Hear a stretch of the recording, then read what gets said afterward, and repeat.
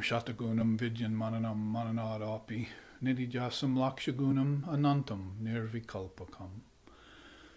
Om Shantihi Shantihi Shantihi.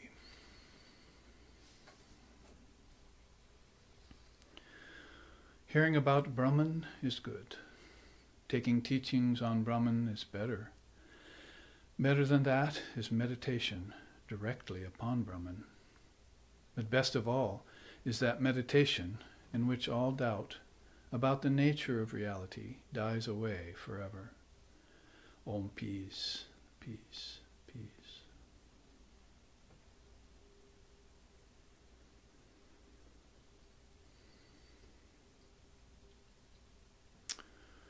Om mano na buddhi na shariram indriyam tanmatram bhutani na bhuta panchakam. Aham kritas chapi virat swarupakam. Tamisham upoiti shashvatam. Om shantihi shantihi shantihi. That one attains to the highest station, who dissolves the elements, the senses, the subtle body, the mind, the intellect, as well as the ego, into the Atman, the Supreme Self of mankind. Om peace, peace, peace. Om Satyena, Om Satyena labhyastapassa yesa atma samyagyanena brahmacharyena nityam antaha sharirehi jyotirmayo hi shubraha yam pashanti atayaha kshinadoshaha. Om shanti shanti shanti. The Atman, the Supreme Self in mankind, in everything, is realized by knowledge, by austerity, by moderation, and by veracity. All of these constantly cultivated. When mental impurities dissolve due to this practice, then the seer beholds it everywhere, existing in everything, even here in this very body. Om peace, peace, peace. May peace be unto us, and may peace be unto all. Om Hari Om.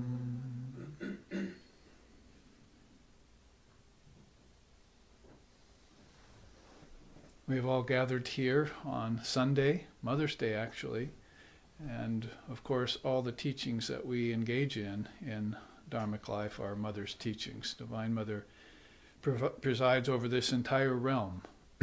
In other words, and thank you all, live streaming audience and others, for writing in with your comments on the Buddhist and Zen Buddhism classes and charts. Like yesterday we were speaking about some of those teachings, and we looked at the three worlds according to Zen. So we see that the three worlds, which is an ancient teaching of India, made its way all the way to Japan. And Sangai, they call it, the three worlds. And there you see it's prevalent there that the seers do take account of relativity for us. That is, we're not very good at taking account of relativity. We just dive into it without thinking of the outcome and the results, some of them very negative, unless you keep your conscious center, of course, which is how a dharmi would do it, somebody who practices the Dharma. So we, on Mother's Day today, welcome everyone. We hope the live streaming is working today, because yesterday we heard that there were problems with it worldwide, as it were. The whole live streaming was not working. But if you're there watching, then you will find out about the second chapter and some of its lessons of the Taittiriya Upanishad, where we ended last time. In fact, we ended with these epithets of Brahman, so I just want to put it up there to make a connection for us, because we found out by some of the slokas in the Taittiriya Upanishad that this that these rishis, as I say, although they do make a concession for relativity, they call that a concession. In other words, we should be thinking about reality all the time, thinking about divine reality and other. But we're spending so much of our time and energy and thought in Maya, in relativity. That may be a shocking thing to hear at first, but Maya's not insentient, or not sentient. It's not out to get you like an incarnate devil would be if you're imagining such a thing.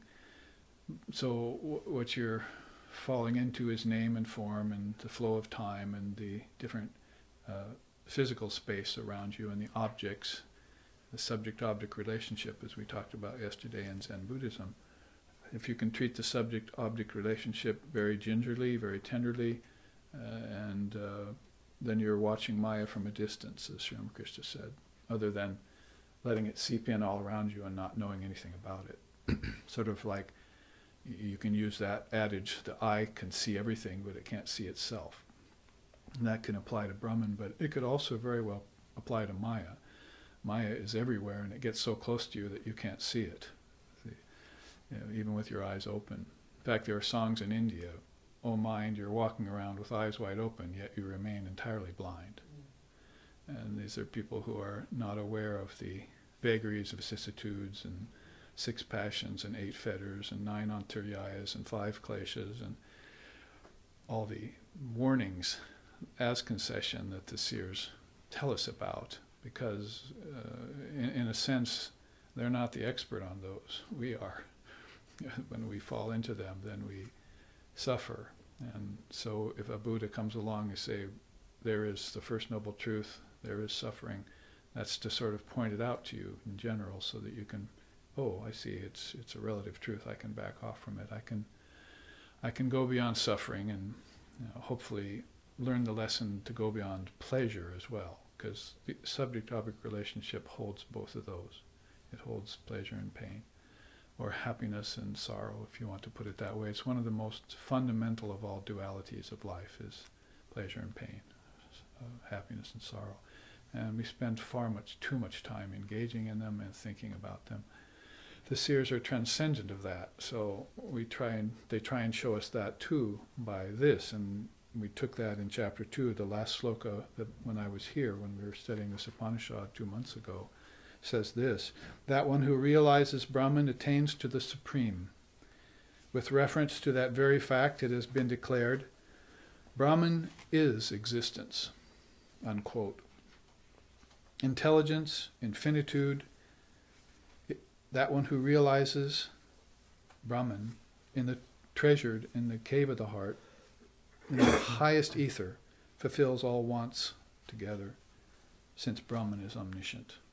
So in the cave of the heart, they call it the highest ether. So this is sort of case in point, is that we're thinking only of the physical ether. Even our most intelligent people of the world are thinking only in terms of the physical ether, and overlooking entirely these other ethers, kingdoms of heaven within, as I often say, quoting Christ.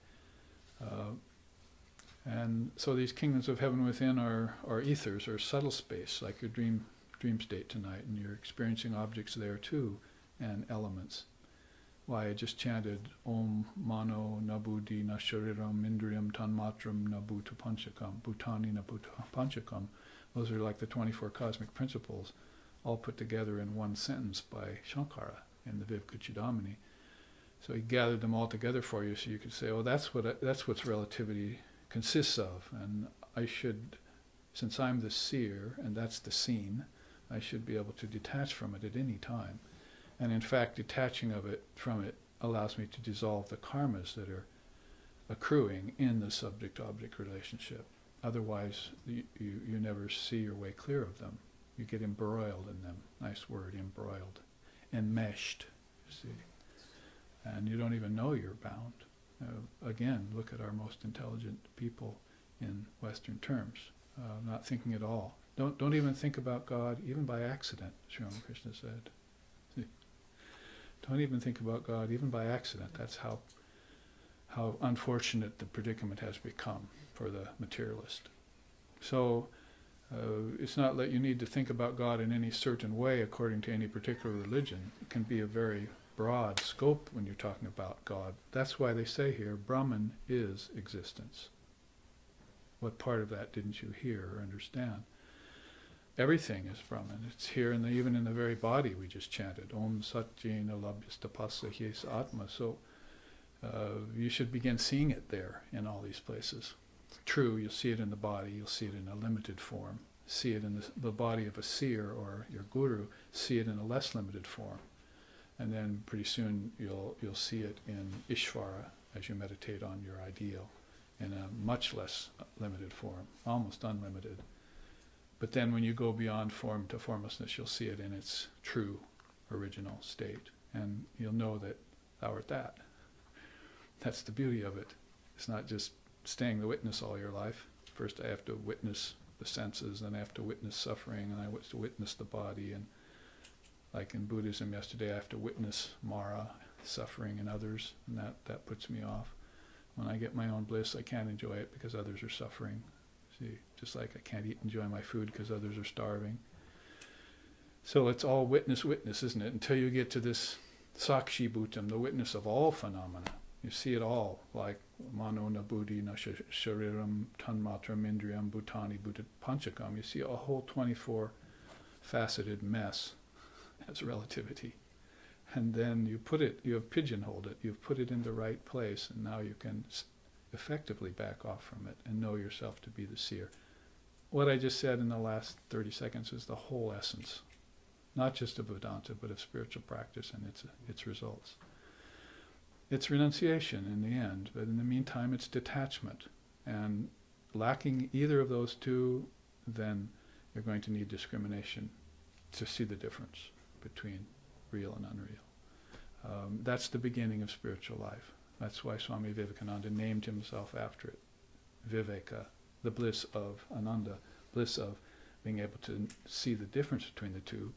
If you can't, then it's all around you, it's in you,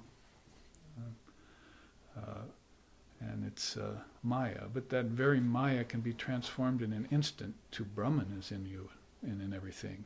That's the very strange conundrum of it all. It really depends on this little adjustment in your mind you have to make, or the shift of consciousness, 2% shift of consciousness you can make. And actually nature does that for you every once in a while. Have you noticed one day you get up very balanced, everything looks like God to you, or existence looks like it should. And then the next day it's gone. Where did it go? And I'm feeling restless, or I'm feeling tired, slothful, lazy. See, so it's your mind that's doing all that.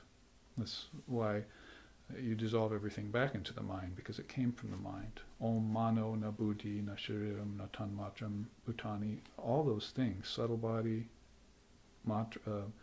tanmatras, which are subtle elements, and the gross elements, and the intellect itself, all gives it all back into mano. You see, the mind, because the mind is where they came from. So if you make that first jump, then you can begin to dissolve the mind into the collective and cosmic minds, and you'll find Lord Brahma waiting for you. You can hand the whole thing back to him. I've been to your wonderful lands. I'm through with them. See, or I'm through with them in ignorance at least. And now I'm going to merge myself back into Brahman, from Brahma to Brahman, from the Son to the Father. And you might be making the mistake of trying to dissolve all this back into Brahman. You're missing steps in between. Brahman had nothing to do with this. God is not here in the world. The world is in God. So you have to dissolve it back into God by stages. It didn't come from God. God cannot be the source of anything. It's an essence of in everything. So where did all of these projections come from? You're walking towards Brahman and saying, can you take these? Can you take these? I don't have anything to do with those. They didn't come from me. How can I take them? See? In fact, I have no form. Get a clue. See? If Brahman could talk, he'd probably be telling you that. Or it would probably be telling you that. I'm not a man or a woman either. See? And I have no gender. So start with your mind. That's why Holy Mother told us, The mind is very important at this stage of the game.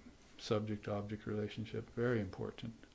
So you're going to have to take it with you to Brahman. But once you get to Brahman, you can let it go. It'll become original mind.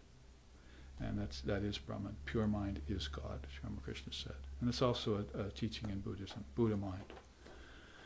So the formulation of objects via thought with the connection of energy between them, isn't it? Thought, energy, and matter. Brahman is none of those. And yet Brahman is existence, and all of this exists by that threefold delineation. See? So if you can make the distinctions between it and effectively dissolve everything back like bubbles, Buddhist cha yata jalai, like bubbles into water, then you can live day to day in a state of Brahman consciousness. Or at least in sattva. You can hold on to your sattva. It won't abandon you some day or some phase, and you feel bereft. So that's where we ended up last time, talking in this fade, with these kinds of beautiful appellations. I mean, I don't want to spend a lot of time reiterating, but even the mention of some of these beautiful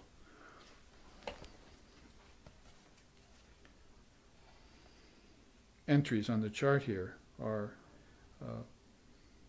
worthwhile.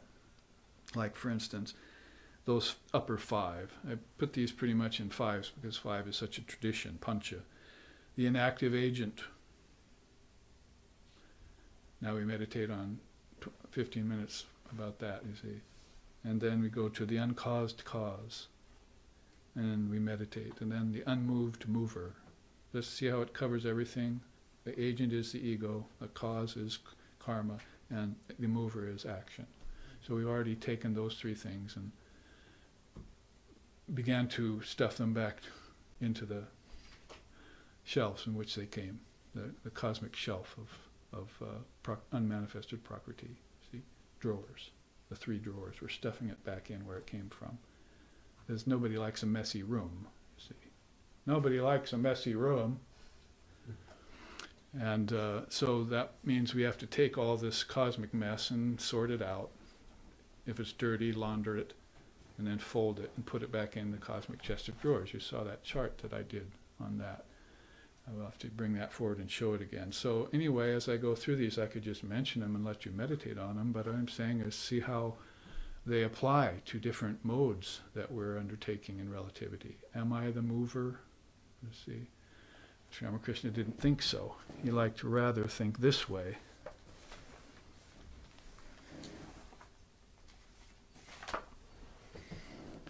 One of his favorite songs about agent, like there we're saying the unmoved mover and so forth. Shakale tomari icha mai taratumi tomar karma tumi karma loke bale ke bar kara kari angure langao giri hare idoma brahma pada kare kara adogami shakale tomari icha mai taratumi tomar karma tumi karma loke bhale kare ami shakale tomari icha. Icha means willpower, Mother's supreme will in this case. So that's how Sri Ramakrishna liked to think about it. I do nothing. Mother does everything. It's not an easy station to reach. You can grant it lip service and say, oh, Mother's doing all that, while you go on doing good, bad, and mixed actions and not taking responsibility for the bad ones. And taking responsibility for the good ones, that's the ego that's in charge there. But when you give it all to Mother, it's a very powerful non-dual state that you've reached in action. So he says that truly you are the self-willed one, Icha, and all work belongs to you. Others only call it their own. So that's how you would treat a tendency like that. See, the unmoved mover, inactive agent. And there you see the unseen seer and the unstruck sound. So now you're bringing sight and sound into the picture. There you see the lower five in white, the acreate creator. That is, God is not a creator. The mind is a projector. But there's no creation possible because you can't get something out of nothing. It's always present. It's just a matter of whether it's visible or not, whether it's manifested or unmanifested. But it always has its seed, out of which it all comes. So everything's cycling, nothing's ever born, nothing ever dies, nothing's ever created, nothing's ever destroyed. But it is projected and withdrawn. And that's a process of relativity again, on a cosmic level. The collective level holds it.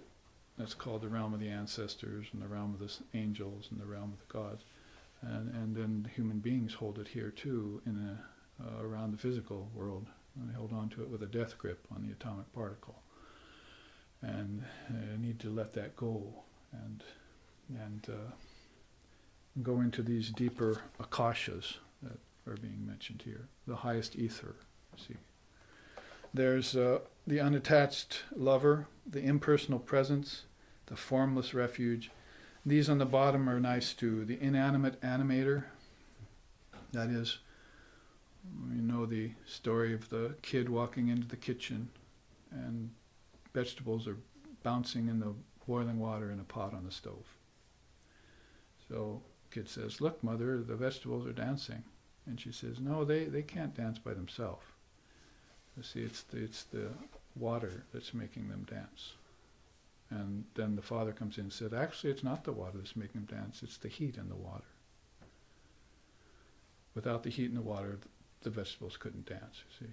And then the grandfather comes in and says, "Actually, I worked for the gas company when I was younger, you see. And it's the gas flowing through the pipes underneath into the stove that's heating the burner, that's making the water hot, that causes the vegetables to dance. All in the house that Maya built."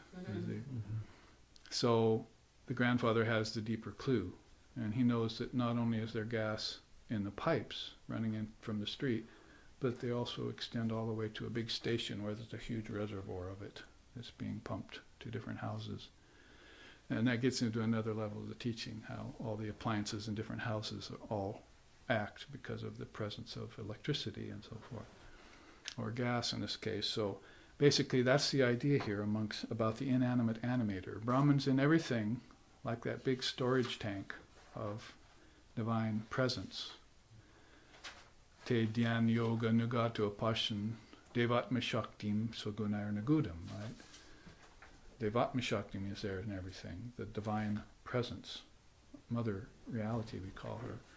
And she's vagunayar nagudam, she covers herself with the gunas, but she's beyond the gunas. That is action and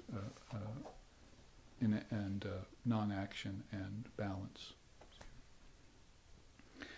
The transcendent pervader is there, pervades everything, but you can't touch it.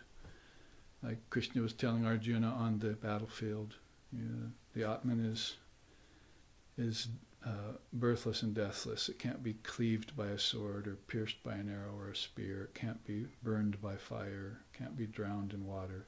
Can't be stepped upon by an elephant, which in that war you had to be careful of. There were elephants charging around in a mad frenzy. So all the Atman's beyond all of those, and no matter how many wars have come and gone, the Atman's still there, existing, laughing at the process, as it were, standing back, transcendent. So that's the idea of the transcendent pervader. In fact, we know that we're birthless and deathless because we've been there at our births and our deaths, every one of them. We've been watching the process. You begin to think in that way, then you begin to open up a possibility for that to happen in the mind, you see. And then you begin to meditate on, not just on the birth process, but what happened before birth, how the soul got into the body, and then what happened after your last death, and the bardo, as the Buddhists say, the bardo that is between birth, death and your next birth. And see, just thinking that way opens up avenues, nadis in the mind, subtle nerves. You begin to change your thinking around the whole process. You begin to become a knower of the process instead of hoping for some grace from on high while you remain an idiot, you see. A fool, a first-class fool, bound by things in the world and hoping for some help. To hope for help from friends and family provides no profound solution. Don't you know that everyone's lost here? Everyone lives in pallid imitation of everyone else. You might have noticed if you look around. So be innovative. Be yourself again. Take a step towards that freedom which is already within you. Innate freedom that Buddha was talking about yesterday in some of those beautiful Zen teachings. There's the immutable transformer and the indivisible multiplier. Also in the middle, I like that image from India very well, the uninvolved participant. Uninvolved participant, dancing in all those, but not moving. You see, and all those people in that kirtan there, singing, playing music and dance, but there's one stationary presence that's really the essence of them all. As everything moves, it's immovable. So a quick run through that to launch us into the new slokas that we're taking up now. And this is where we have to approach that fundamental teaching of Vedanta in the Taittiriya Upanishad called the five sheaths, Adara system. We are on actually chapter 2, and we're in the middle of lesson 1, or actually right toward the end of lesson 1. They don't mark these slokas in this particular edition, so it's hard to find them. But Taittiriya Upanishad is brought up by chapters. There are 3 chapters in all, but there are many lessons inside of those chapters. So this would be the last lesson in chapter 2. If you're reading from Sarvananda's edition, it's about page 98, although this is an older edition of that, so they could change. But the teaching starts from here on through the rest of chapter 2 into lesson 8 and beyond, all about a Dara system. Dara means holder. So the idea in Vedanta is that consciousness gets held in different koshas or sheaths or upadis, containers. And those containers are gross and subtle and causal. That is, the body is the grossest of all containers. And we'd say if we looked at the body, we know that it contains things like blood and excreta and saliva and fluid essences and various things like that. All those things that are not very likable about the body, even though it runs well if we keep it in trim like a good sailing craft. But there's those things that are likable about the body are external by view, but also run in step with the body as a temple, as they say in Christianity. Keep the body sacred as a temple because God can inhabit it, at least temporarily. Will move into it. So you have to make it ready. Ramakrishna used to say that about if a woman sees a spider go into a slipper, she won't put it on. Even if the husband looks in there and makes sure the spider's gone, she's reticent about putting on that slipper just by the thought of it. So that's sort of what the seers feel about the body. They don't really want to put on the body, even if it's clean. So it's a perspective in Buddhism and Vedanta and yoga and other disciplines, just to know the impermanence of body condition, especially in contrast to those who seek it and dwell on it only, thinking that there's nothing else. That would be the first teaching of the Adara system, is you're not the body. That's called the Anna Maya Kosha. It's of food, and that's what this next sloka is about. From that very Atman, which has been referred to as Brahman, ether came to be. From ether, air. From air, fire. From fire, water. From water, the earth. And from earth, the herbs. From herbs came food, and from food came the person. That one indeed is the one consisting of the essence of food. This indeed is his head, this is his trunk, this is his hind part forming the support and foundation. There is, besides this stanza of 14 lines, another stanza explaining it. So I put this up as reference because it doesn't follow every nuance of the following 7 lessons, but this is the kind of the idea, the way they would think about it, and all using that Hamsa, or great swan, as sort of the backdrop. And you can see there, in terms of gods and goddesses, you can see the presiding deity, Varuna, and the 4 matras, which we're familiar with, and the presiding deities in each one of them, like water and fire, air and fire, and then you see across the board sun, presiding deity Surya, and then Vayu, wind. So all 4 of these 5 elements are seen as these different parts: the head, the right wing, the left wing, and the tail. In that tradition, and again, just using this as a template, we hear this. This indeed is his head, his right wing, his left wing, his trunk, and his hind part, forming the support and foundation of everything. This is talking about annam, food. It's the support for everything. And in that way, we can look at this new chart that I just put together a few days ago, called Food and Brahman. And you can see there that, and you might recognize it, the 4th chapter of the, and 29th sloka of the 4th chapter of the Bhagavad Gita has been used as a sort of backdrop there, and the 5 koshas have been put by the side as a sort of correlation. Now, there's the quote at the top that we just read. From the Atman, ether came to be. From ether, air. From air, fire. From fire, water. From water, earth. From the earth, herbs came to be, and from herbs, food. From food came the body. He indeed is the person, consisting of the essence of food. So it's a way of tracing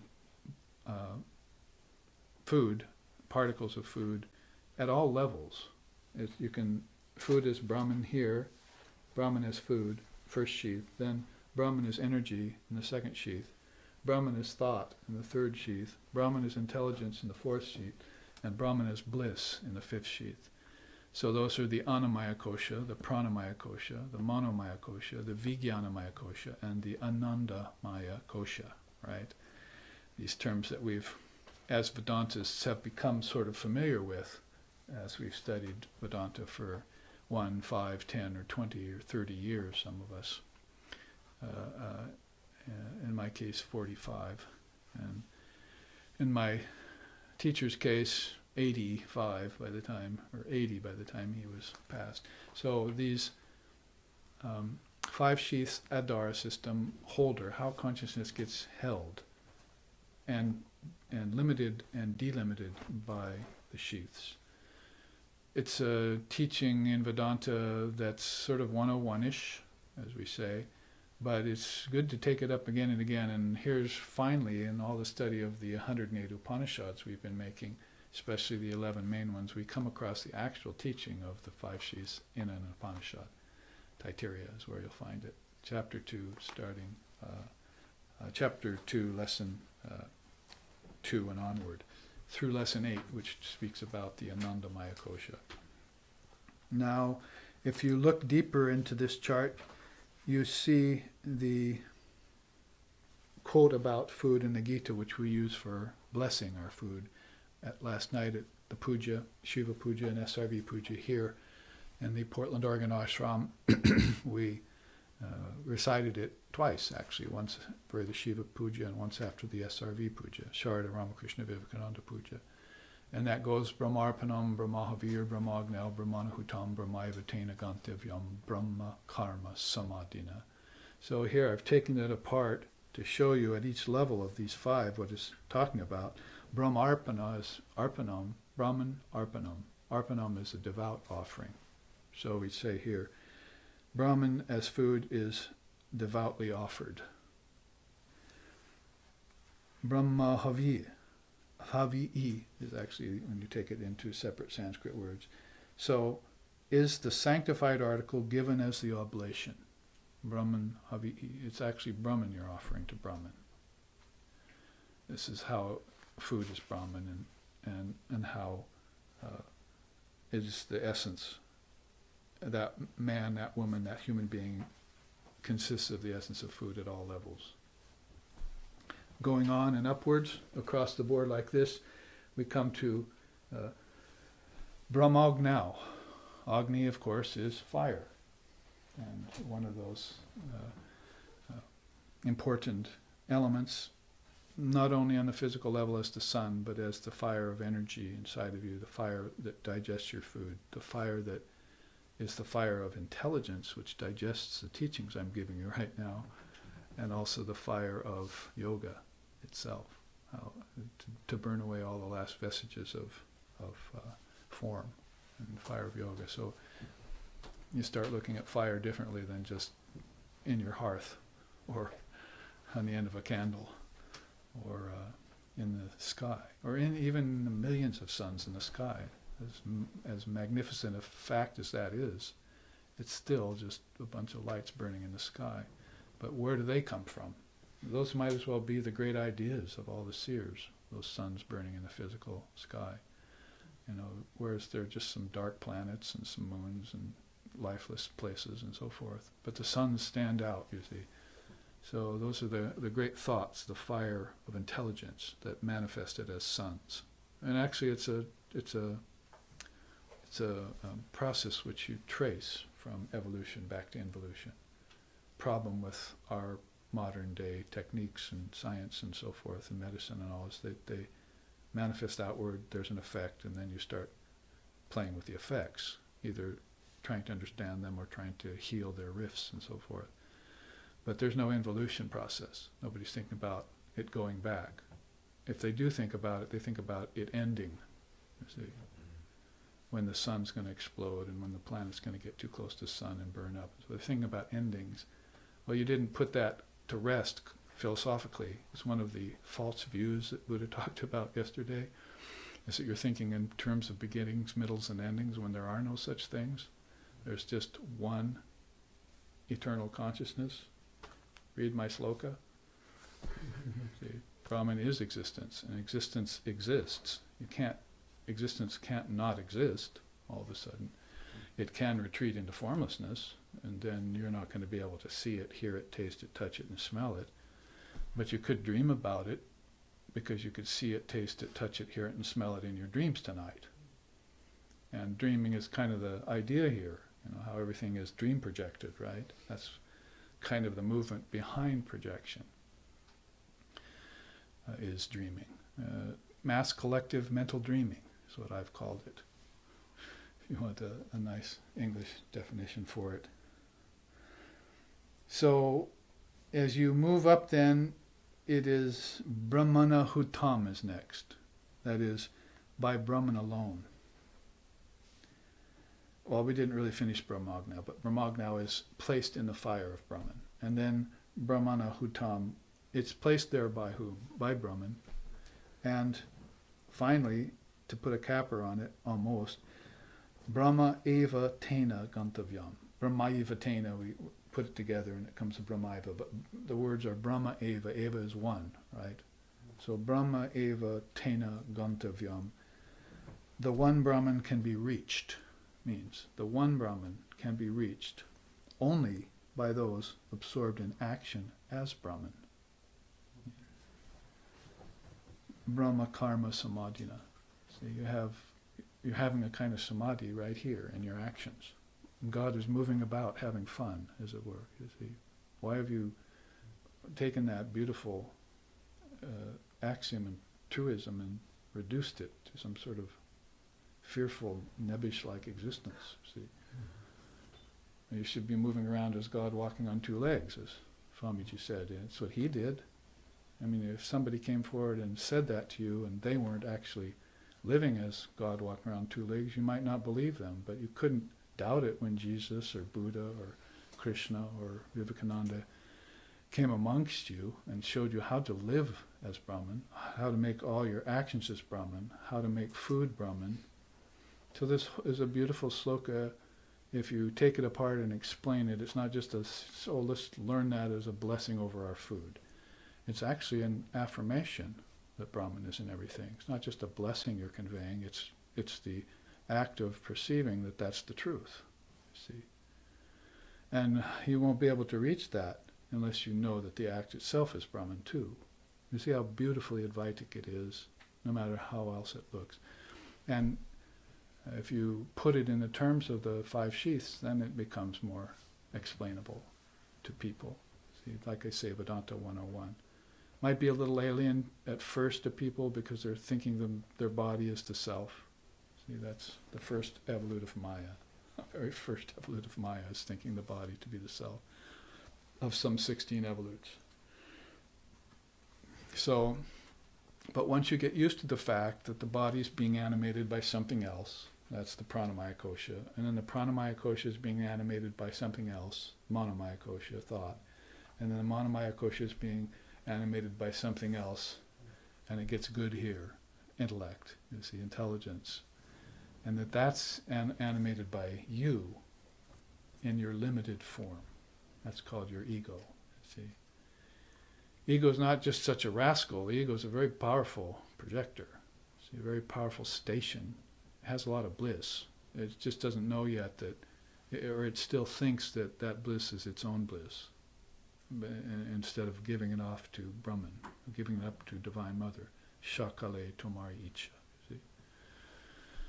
So, and in fact, all of these stations have practices for them in order for you to help attain Brahman in all of them. For instance, if we were to take more recourse from Shankara, he would sing it this way. Pranayamam prachaharam nicha viveka vicharam japya sameta samadhi vidanam kurvam varanam mahadavadanam bhaja govindam mudamate samprapte sanihite kale nahi rakshati dukrin karane. Well, we all know and love the chorus. Everyone sings that. You see, Bhaja Govindam, adore the Lord, and then Mudamate, you fool, if you don't. And then when the time of death comes, what will all this relativity do for you? Will you have extracted an essence out of all your experiences, or will they just be passing, ephemeral, transitory, and not remembered, and your lifetime's not remembered, as it were? See, well, or will that be the case? But the verse itself is very beautiful. Pranayaman prachaharam nicha viveka vicharam. You've probably recognized. So he says, do your pranayam practice. That's for your body, pranamaya kosha, right? Do your prachaharam. That's for your mind, senses and mind. Then nicha viveka vicharam. And do your discrimination for the intelligence, right? Vicharam means to separate the wheat from the chaff. With your intelligence, you find out what's real and what's unreal. Nicha. See, it's right there in the beautiful verse. Finally, japya sameta, do your japa practice. Do the chanting of the names of the Lord. And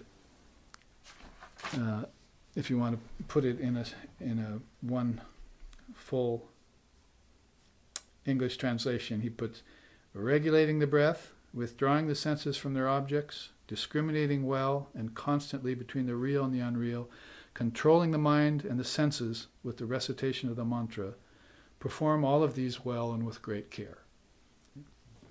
So you'll find it in the scriptures, you'll find it in stotrams, you'll find it in songs, a sort of a running theme through all of India's teachings and all the darshanas there. We found it in Buddhism on our class yesterday, 3 worlds and the various purifications you need to do, and the high-mindedness of the Zen principles, Ridpi, the truth principles we studied yesterday. And we find it now back in the ancient Upanishads, way far back in the mind of the rishis. So, therefore, devoutly offered is the sanctified article given as the oblation, placed into the fire of Brahman by Brahman alone. The one Brahman can be reached only by those absorbed in action as Brahman. Say maybe there are 2 great paths to get to realization: devotion and jnanam, wisdom. Now you could say you could do it through action too. You could do it through karma yoga if that's your penchant, and particularly if that's the society you've been raised in, the time that you find yourself in, Kali Yuga like time. Then here's a way you can start rendering the non-dual truth operable in your life right now, as observance, as careful, mindful observance of this one principle existing in all. Because Brahman is existence, from the last sloka, right? So this is the introduction to the 5 sheaths class today. You thought it was long past that we studied that? But there it is, pervading everything. Like I've often said, the musician plays beautiful concerto and sonatas and etudes and so forth, but he started off playing scales, to learn his fingerboard or his keyboard or his or her instrument. You see, scales were first. Every teacher taught you scales first, and arpeggios, so you could get flexibility. So those are like the yamas and niyamas of music. But once you have them, they disappear into the background and you can actually play the music. Beautiful forms of music. And the scales are still there, the arpeggios are still there as a very fabric and a facility of what you're doing. And we should probably think about that in everything we do. Now, at Satsang Friday night, I mentioned somebody asked Holy Mother, do you always think about Brahman? And she said, no, how is that possible? I have this work to do too. So when you think about work, action, you don't think about inaction. It's just sort of a natural thing. Action comes to the fore, inaction goes away. But the mistake you're making is not bringing inaction back. Because how can you mano nabuddhi shariram tanmatram indriyam nabuta bhutani nabuta panchakam? How can you dissolve all of that back into the formless if you don't know about the formless, if you don't bring the formless into your day? See? Like say at the end of the day, sun rises, sun sets, and you get up before the sun and dissolve everything. Because the night before you dissolved everything that happened to you that day. So you start off your day right and you end your day right in formlessness. And that should be a mode that you at least practice, if not prefer. As you get older, you'll begin to prefer peace over action. You'll begin to become stationary and motionless. And there are verses here in the Bhadra Govindam I could recite you. Repeated births, repeated deaths, repeated occupation in various wombs. The transmigratory process is difficult to cross. That one always calls, save me, and nobody rescues him. See? Another verse of all of these Bhadra Govindam verses, some of them which we only know 5 or 6 of them usually and sing them in the standard traditional offering. But that's the idea. You prefer peace after a while. If you don't prefer peace, something's wrong. Something has gone wrong with your life, and you end up suffering. You end up dissatisfied. You end up with hosts of desires. What is that other one here? As long as we're into this, you see. Behold how the old man moves about, his body decrepit, his gait slowed with age, his hair has grayed, his mouth is toothless, and he clings desperately to a walking stick. Still, a mass of desires does not leave him. So something went wrong that you didn't live. If you had have come into the body without desires, that's a whole nother level, you see. Desireless, right? It's that third world of the Sangha we were looking at in Zen yesterday, the world of formlessness. They practice the 4 types of absorption. You put Buddhism together with Vedanta, and it's just superlative, really.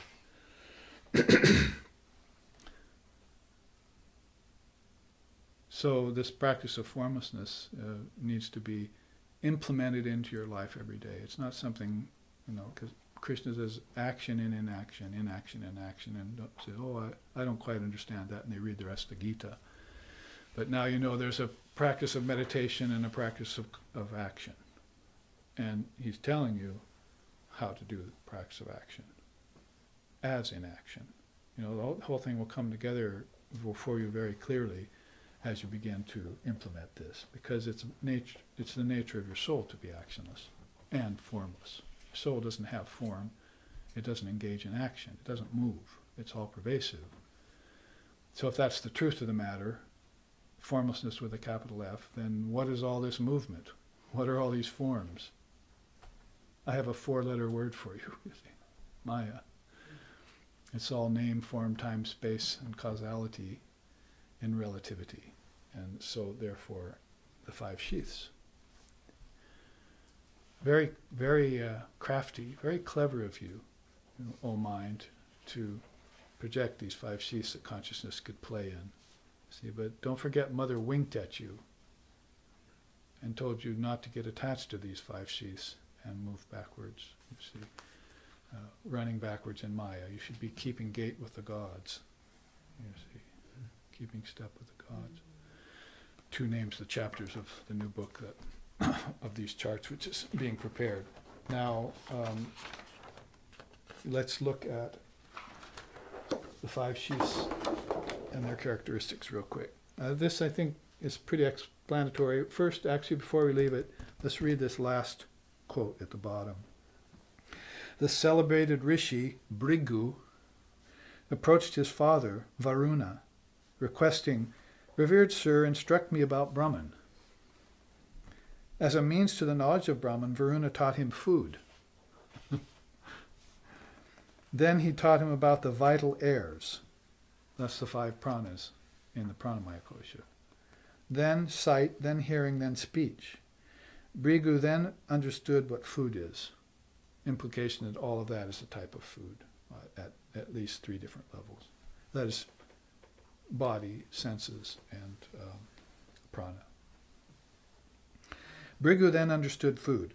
For all beings here are born from food. Having been born, they remain alive by food. Upon departing the body, they enter into food and become food for others. Having reflected on the nature of food, Bhrigu then was well informed, and he asked Varuna next, "Revered sir, now instruct me about Brahman." So he wants to know the cosmic process. Having found that out, he hasn't forgotten that Brahman is beyond all the 5 sheaths. It's not a kosha, although they have given it a kosha. The system was furthered later on in time. They call it the Atma Maya kosha, the kosha of the Atman. Interesting that they did that. So 6 sheaths, if you want to look at it in that way. All right, so you see this new chart. I think everything was covered on it. You see the 5 sheaths up the middle, and that beautiful quote. Now, quickly look at the 5 sheaths as their characteristics. For those watching, they're going to be informed by this. Well, the body is a transformation of food, lives by food, dies without it. It's formed of skin, bone, flesh, marrow. It cannot be the Atman, which is unchanging. The body is constantly changing. It is insentient, an object for the senses. It is a non-enjoyer. That is, if consciousness leaves it, it doesn't enjoy. Put your living self down here and your dead corpse down here. What's the difference? See, one can enjoy life, one can't. It is material, undergoes change, borrows its life, has various attributes, and is controlled. It has a cause, and itself causes ignorance and identification with the unreal. So all the characteristics about the body. Now, characteristics about the vital energy, pranamaya kosha. It consists of 5 organs of action and 5 vital forces. Dwelling in and permeate the annamaya kosha, it engages beings in all works. It moves like the wind, inside and out, so it is not immutable like the Atman. It's always constantly flowing. And you want to keep it flowing for the purposes of life. It has no knowledge of its own, it's insentient, and knows no difference between good and bad. You can use your prana to commit an evil act. You can use your prana to commit an altruistic act. And prana doesn't know the difference, you see. So it's all controlled by another sheath, isn't it, called manomaya kosha. It consists of the organs of feeling and mind. It infills the other 2 sheaths and thinks it's separate from others. It depends on the 5 senses for its knowledge. That's a big mistake. And is thus limited. It retains its existence and interest via sense life objects and desire. If mind has that, it likes life. If it doesn't, it gets to brooding and depressed. It is the very home of ignorance. And it's the cause of bondage. So your mind is that, poised right in the middle of 2 sheaths below it and 2 sheaths above it. What's it going to do? It causes the universe to appear and disappear by its projecting power. It gets deeper as you go on. You begin to get to the source of problems, of projections and so forth, and find out where their origin is, where the cause to the effect. Prana, like I said, energy and body, matter, they have a cause. That's mind. It's thought. Your thought, the object is just thought made manifest, as Holy Mother told us. It binds the soul to body and objects via attachment and frees it from them via non-attachment. The gateway to hell or the doorway to heaven, as Ramakrishna said. Gets itself purified by resort to discrimination and detachment and renunciation. It deludes itself by creating objects, varieties, distinctions, qualities, and the belief in them as being real, that is. It undergoes change, has a beginning and an end, suffers pain, and is not the seer. That's all gathered from Vivekachudamani, slokas 149 through 211, if you want to read it in the original. Now, what does it bow to, or should bow to, is the intellect. The Vijnanamaya kosha. Remember we said yesterday, Vijnana is a very special type of knowledge, usually only given to teachers. Jnanam can be taken by anyone who's interested in Dharma, but Vijnana is a very special knowledge, usually comes about after having some samadhi. The Vijnanamaya kosha consists of intellect, organs of feeling, the sense of I am the doer. Now here's where you think I am the doer comes from the ego. Actually, it's a part of the intelligence sheath.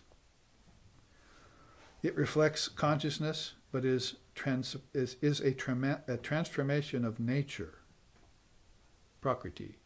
So, of course, it's part of the mind complex, so it's a part of manifested and unmanifested prakriti, but it reflects consciousness in the best way, better than the other 4 sheaths, really. It works, feels, and sees. I am the doer, the seer, engaging in works and enjoying their results, it says.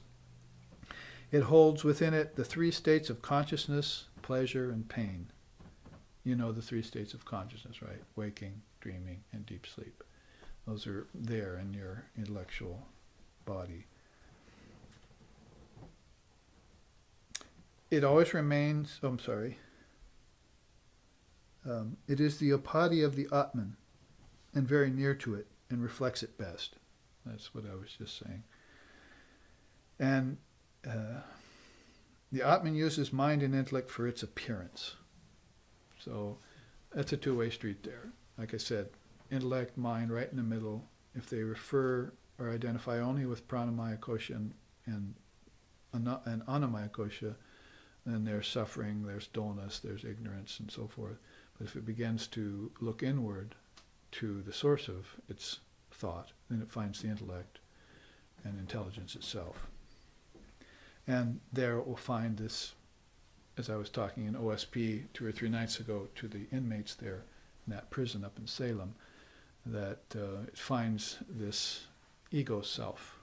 The first act that was ever made was to separate yourself out from Brahman, and that's called ego. The Lord of Shiksha calls that the separate eye maker, right? A separate eye maker. So there is no separate eye, there's just the ultimate eye. See? And all of a sudden it's like separating itself from the rest. And that's the problem. We call it the primal error. Annamaya kosha is a reflection of bliss, but is reflected in the tamas of Maya. So it leans towards pleasure and so forth. It appears and is felt only in favorable conditions and circumstances. It has a cause, for it requires good actions to be operative.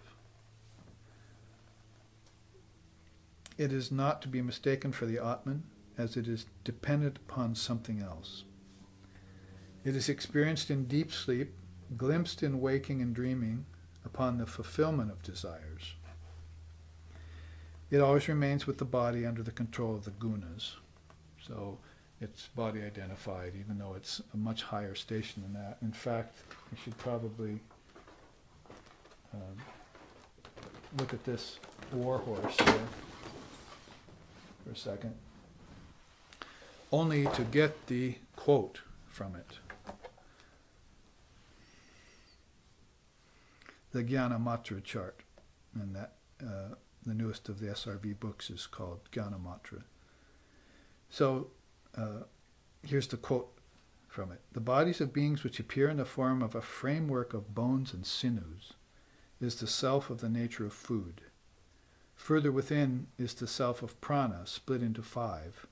Deeper still is the self of the nature of mind, different from these. Even deeper than this is the self of the nature of intelligence. At the deepest of all distinct levels is the self of the nature of bliss. So that's how it's described in the Taittiriya Upanishad, one other Upanishad that takes up the 5 sheaths. Going on though, ... still quoting, food is pervaded by vital energy. Vital energy is pervaded by mind. Mind is pervaded by intelligence. And that ever happy intelligence is pervaded by bliss. So each one of these, see, is pervaded by the other. And that's limited to its own station. But then these 2 get pervaded by mind. These 3 get pervaded by intellect. And those 4 get pervaded by that bliss. The self of bliss is pervaded by Brahman, the witness, and innermost of all. Brahman is not pervaded by anything, neither by action, nor by begetting children, nor by anything else, but only by knowing Brahman does one attain to Brahman. So we find out that Brahmar Panam is much like that. Only by doing action as Brahman do you reach Brahman. And so the whole thing has a very inherent connection, although the perspective is a little bit different in the Taittiriya Upanishad than in the Taittiriya Upanishad, identifying different facets, you might say. All right, so the rest of this we don't want to take up right now. It's very involved. Read my book, as they say. Now, back again to these. Let's read the final quote of it. I'm going through the 5 sheaths, 2 5 sheaths charts rather quickly because we've had them quite a bit. There are some people here who might not have seen them very much, so it's good to review it for the rest of you. The quote here by Shankara, being enveloped by the 5 sheaths, the Atman does not manifest itself. If these sheaths are taken away, the Atman manifests. Pure, eternal bliss, unchangeable, direct, and self-luminous. So that's why they're coverings, or upadis, or sheaths, or koshas. If you looked at it as sheaths, upadis, via that word, you'd think they're coverings, and it would be more Vedantic. If you look at it in terms of koshas, it means container. It'd be more tantric, I think. So, one is more forgiving, one is more stark. oh, Atman's being covered, like this quote, you say, Adi Shankaracharya, I just want to get it out of the way and see my Atman. That's all he's concerned with. See? No superimpositions, faults or otherwise for me. See? But if you're looking at it as upadis, you're thinking, oh, Brahman is getting into these sheaths and manifesting itself at different levels of consciousness and sporting there and playing. Fine, as long as it can disidentify with them, as Shankara says here. And like we were saying earlier, practice in action at the beginning of your day and at the end of your day. Dissolution, formlessness, however you want to put it. That can be done again either with bhakti or with jnanam. In bhakti, you just do it as surrender yourself to the Lord. That's dissolution, you see. And just, Lord, take it all, you see. And you have to do the actual surrendering, of course, and it has to be sincere, so there are certain earmarks for that. In jnanam, you just actually learn the process, the tattvas, and think about each one being dissolved. If I had an experience today in my body-mind mechanism of fear or doubt, then I'm going to have to find the source of that and dissolve it back into Brahman. And if it takes me 5 or 10 minutes or a half hour, it's going to be well worth it, because then no more karmas will come from it. It won't be able to sprout seeds anymore. I've neutralized it. Like burning rice paddy, you see, or just heating it over the fire for even a few minutes, then it won't sprout again, Sri Ramakrishna said. Otherwise, strew it around and come back after the rainy season. You've got a riot of growth, which is, in this case, not good. You can't see the forest through the trees. You've got a forest of impediments or false superimpositions which don't allow you to see your true self. So finally, to end this, it's been a whirlwind tour through it, but I think it's, for those who have heard it a lot, good, because it's just throwing at you the 5 sheaths with all these different teachings that you can reflect on once you're familiar with it. To end up, there's the pupil.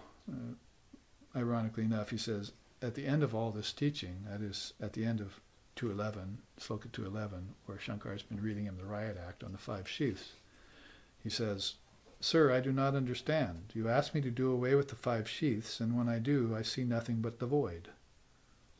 Nothing remains, because he's not used to there being a formless backdrop. He isn't thinking in that terms. He hasn't experienced it yet. What is to be known there in the void? Well, this, of course, is why Buddhism would be very good to study, because emptiness, shunyata, if you can reach it, is a very high station, and then you actually watch the emptiness inside of you. And somewhere along that trajectory, you'll realize there's someone watching. It's rude ignorance, curtain of nescience kind of stuff that you don't know yourself yet. The eye sees everything, but it doesn't see itself. You're the one looking on, and you're filled with bliss and intelligence. And you should control the mind, and you should operate the prana and the body accordingly. When we just sing that, right? Pratyaharam, pranayamam. So practice your pratyahara, detachment from objects. That's the seer doing that, right? If it does anything. The seer as practitioner. And then do your breathing exercises consciously. Eat your food consciously. Study the scriptures consciously. And think about turning your unripe ego into a ripe ego. Because if it's ripe, it won't get in the way, Sri Ramakrishna says. It's only when it's unripe that it blocks the view of you. You really have bliss there, but you're taking it for happiness and sorrow. Because when you have bliss, it's happiness, and when bliss gets taken away, it's sorrow. So you feel like a void. You feel like sometimes you got the rug pulled out from under you. In life, in action, at work, with your family, with your children, with your grandparents. They just pull the rug right out from under you sometimes. You see, just throw you a curve. Let's speak of the world and society and politics and war. And Maya overall. So therefore, you're going to keep up your practices, realize that this bliss is really coming from an ultimate level, that the ego is a penultimate level of bliss. But once you ripen the ego, it tends to turn like the glowworm toward the moon. See, glowworm is the ego. It thinks it's got all this light, so it shines in its own little light. And all of a sudden the moon comes out and it feels, oh, there's a greater light than me. But at least it turned towards it and it sees that the source of light is there. And then the sun comes out and the moon goes away, and so forth and so on. So anything that doesn't shine with a borrowed light, that smacks of the Atman, of your Buddha nature, of your true self. So the teacher answers, pupil again, I do not understand. You ask me to do away with the 5 sheaths, and when I do, I see nothing but the void. What is to be known there? Teacher, if you can do away with these 5 sheaths through the instructions of the scriptures, what remains?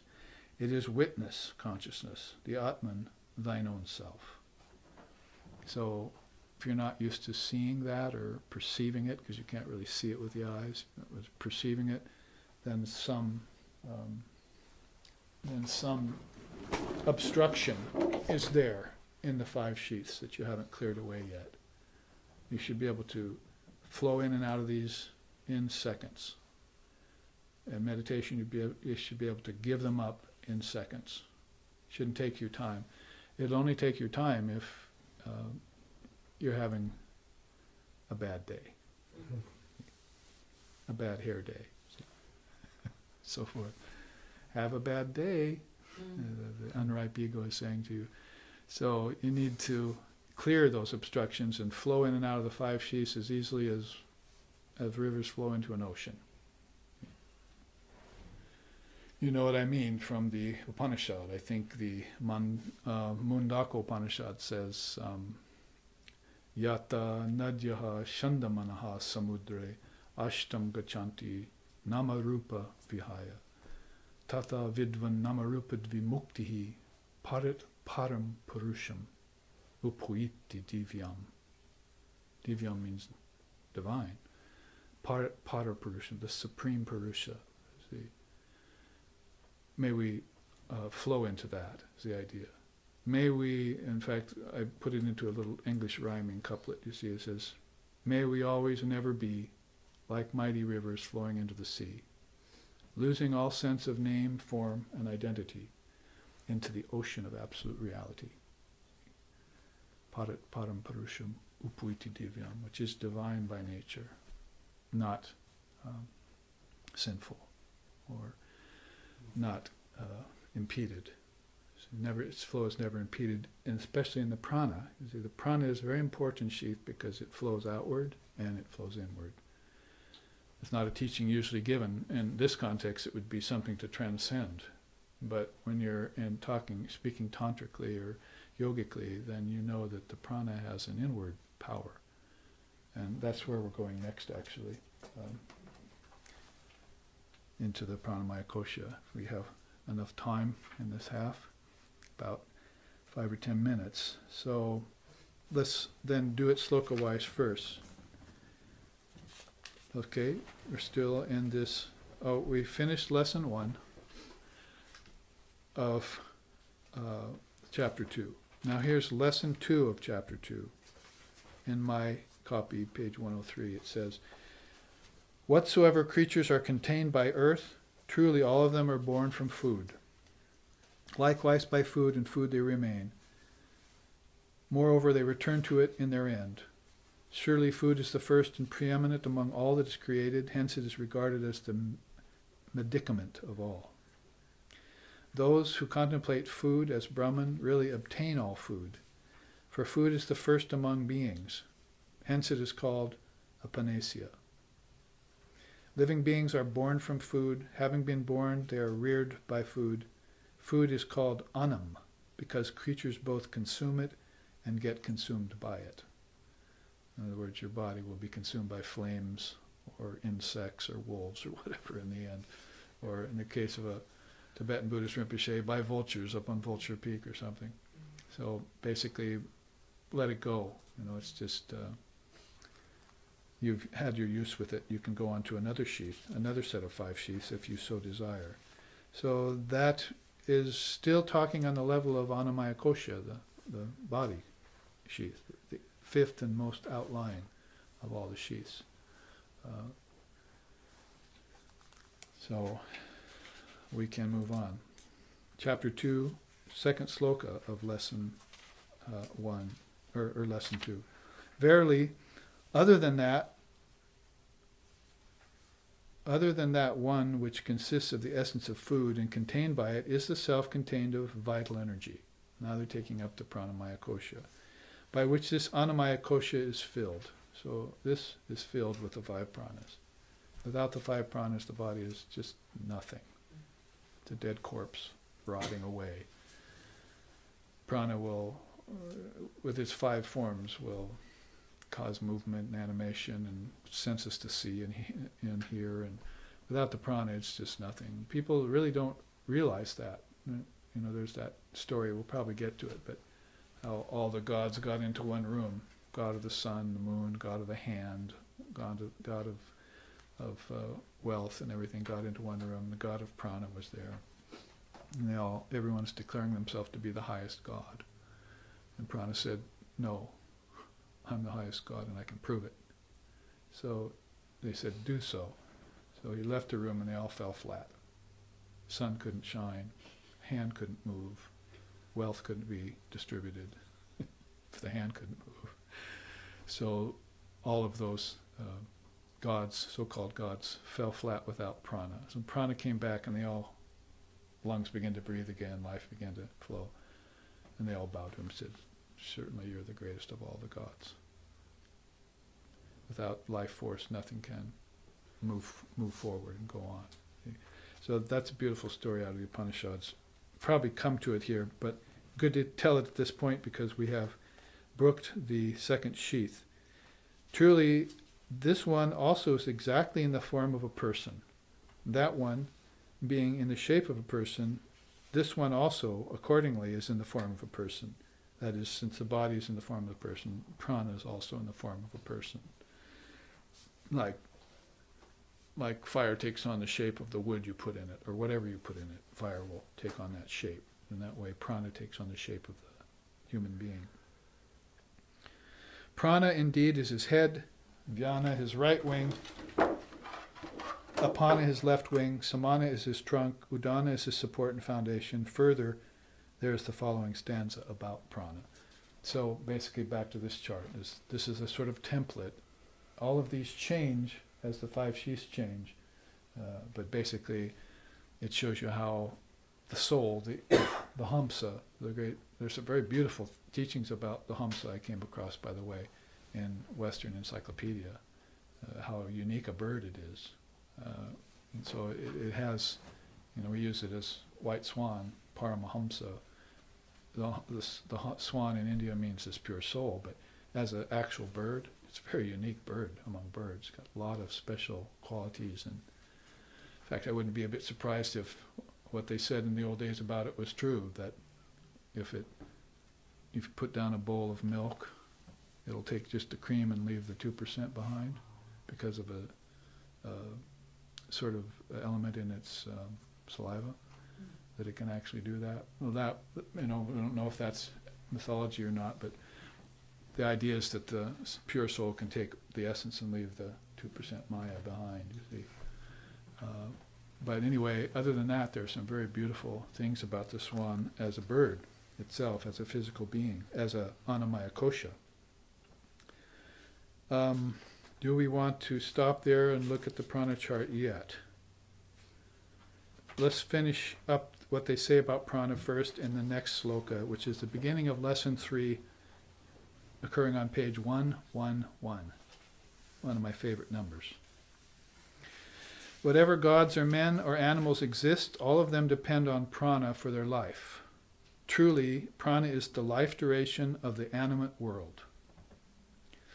Prana is the life duration of the animate world. On that ground, it is regarded as the universal life, sarvayusham, Sanskrit. Those who contemplate prana as Brahman assuredly attain the full span of life, for prana is the life of creatures and is therefore called the entire duration of life. The embodied self of the former one is verily this one. So body and prana barely reflect each other. One depends on the other, though. Body depends on the prana. Every animal, man, and so forth, human being, will depend on that prana for its movement, for its life. And it's universal life in that way. So now in both of these last two slokas, they've said that those who meditate on food not only realize that all is food, but they get food. See? So I would say opulent countries like this have somehow meditated on food in the past, and therefore, our ancestors came over and so forth and came to America and began to see all this potential for food here and meditated on it. And now we have food. So there's some unhealthy things happening with food, no doubt. Fast food and food that isn't blessed, for instance, is, even if you have organic food, an abundance of it, if you're not blessing it before you put it in your mouth, then beings like Holy Mother think that that's going to add to your diseases and your ill health of body. Prana is not going to be sustained well unless it's connected to mind and intellect, right? Intellect is going to tell you, bless that, you see. Not just the mind will tell you, well, maybe I should stop eating poisoned food or fast food. But the intellect should come in and tell you, oh, also you should bless it, see. So then you're starting to use all 5 sheaths, and Atman is showing itself through them. Otherwise, he says not. You're just a healthy animal at the best, in the best scenario, but you haven't realized yourself beyond the 5 sheaths yet. There is, right in the middle of that sloka, is where they start to introduce the Manomaya Kosha. So maybe we can, before the break, I was going to refer quickly to this chart, which is a classic that is on the walls of our SRV ashrams. In fact, we wanted to print one out and put it here in Portland in the kitchen or somewhere, because it's been sitting in our Hawaii ashram for as long as we've had it. And it's this teaching about ojas and tejas coming from food and how to extract essence from food in a higher sense. And there you see Holy Mother saying here, actually from Lord Vashishta, Holy Mother also said it, food taken with an ignorant or brooding mind turns to poison in the body. Food taken in clarity of mind conduces to perfect health. That's prasad, clarity. Prasad means clarity, it doesn't mean just food. It actually, there are 4 prasads: clarity of food, clarity of mood, guna, clarity of mind, and clarity of self. So that's called the 4 prasadams in teaching. It is the fire of yoga in the form of the physical, vital, and mental purification that makes the difference, Lord Vashishta says. It makes the difference between whether food is taken as poison or food is taken as nectar. What again? It is the fire of yoga in the 3 sheaths, body, prana, and mind, that renders it into either poison or into, with lack of fire of yoga, will render it into poison. But if you have that fire of yoga in the form of purification, then you will turn all types of food into nectar. And the 5 sheaths themselves will be divine. How that happens is you get a mantra, you purify the food with mantra, then you get pure prana, mukha prana, then you get ojas from that, and then you practice with ojas, your sadhana.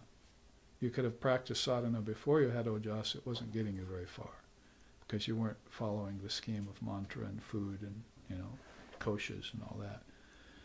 But if you practice it with ojas, then you start to shine with a light called tejas. And we've taken that up enough that we won't take it up here in any length. But this is interesting to repeat. At this level, early spiritual awakening. There's a chart I'm creating right now upstairs on the computer called Spiritual Awakening in 4 Phases. Pravartika, sadhana, siddha, and siddha of the siddha. It's a tantric teaching that Ramakrishna mentions in the Gospel. And one of the inmates at prison up there in Salem has offered me an image for it that he created.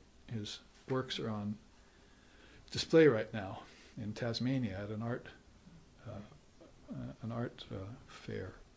He's the main artist there. So I saw one of his and I said, that would be good for a chart. You can use that.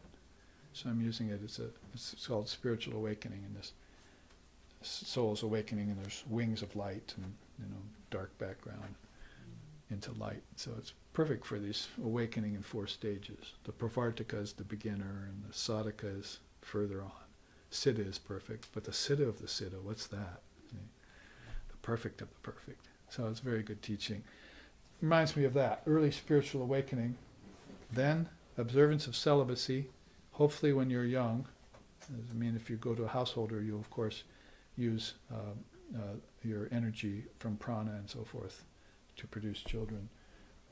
Or else you could become a brahmachari or a monk and keep your celibacy. Either way, it's a good use of that, food. And then moderation of sense life, inception of sadhana, refined prana flows through the nerves, psychic prana develops in the mind, and release of udgata, which is spiritual energy. That's what it goes along in stages with this process of food, mantra, mukhya prana, ojas, tejas. In this way it's explained as an actual process. In this way it's explained as its stages that occur to you, the fruits, if you will. And then cycles of transmigration end.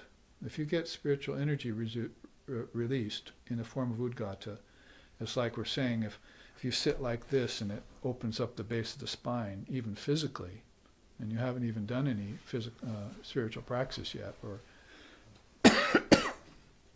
purification at the food and vital energy and mind level, then udgata is all already suggesting itself to you. You see, you're feeling it, and people actually talk about it. I feel different today, or I had a strange experience, or I had a good dream. They're actually feeling the effects of this awakening of spiritual energy in them. They don't know how to describe it yet. The scriptures. That's why Sankara says you should go to the scriptures to find out corroboration. Guess who did that? Sri Ramakrishna Paramahamsa went to the scriptures to corroborate his samadhi experiences. Before that, he was feeling confused. He's feeling people were calling him mad. So what was he supposed to think? He wasn't like them. There was a whole age of darkened souls around him. Even the Brahmin priests were darkened. So if they all form the conventional norm and they're telling you you're mad, what are you going to think? My mother says, you can't do that to my son. So she sent Bhairavi Brahmani, this tantric adept woman, to him. And she said, no, I can prove to you that your experiences are valid. You're having valid spiritual experiences. Let's go to the tantras and look them up. And they did. And so then Sri Ramakrishna was saying, feeling like these were authentic spiritual experiences, and this udgata and this kundalini was then welcomed, you see. And spiritual awakening was happening. We'll get to, so now that we've all reached the end of our transmigratory process, we'll take a break and meditate in bliss in the Anandamaya Kosha about that. And then we'll go on with spiritual life and its procedures after the break, and get into the other 3 koshas of this Taittiriya Upanishad. Thank you for your kind attentions. And live streaming audience can look at these charts while we're taking our break.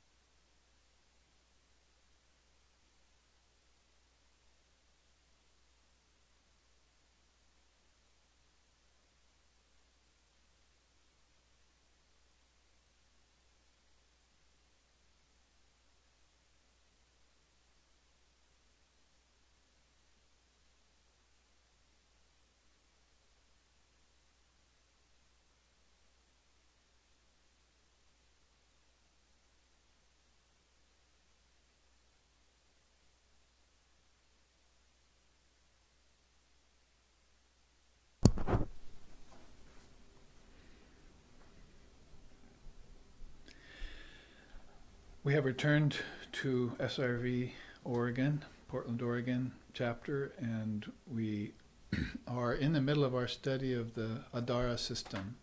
Adara means holder, so how these 5 levels of our being, or these 5 wrappings over the Atman, are all filled with each other. And also how they're all limiting consciousness in us, less and less as they move further inward. You could say that just studying the Adara system as a matter of course, sort of as a matter of fact, proves to you that there are kingdoms within you. You don't have to think of them as in terms of something of heavenly nature or something that's presided over by deities or gods or goddesses and angels and so forth, but you could just think of them as steps inward of your own consciousness. Each one of them, each one of those 5 koshas would be a land of itself. For instance, the physical kosha, look at how much there is in the physical kosha alone. That is 5 elements and all the objects and everything that's here that was described in that chart that we took with the characteristics of each kosha. So you're talking about principles and tattvas and teachings, but you're really sort of intimating the fact that each one of these is a full, rich place, that this sheath contains a lot.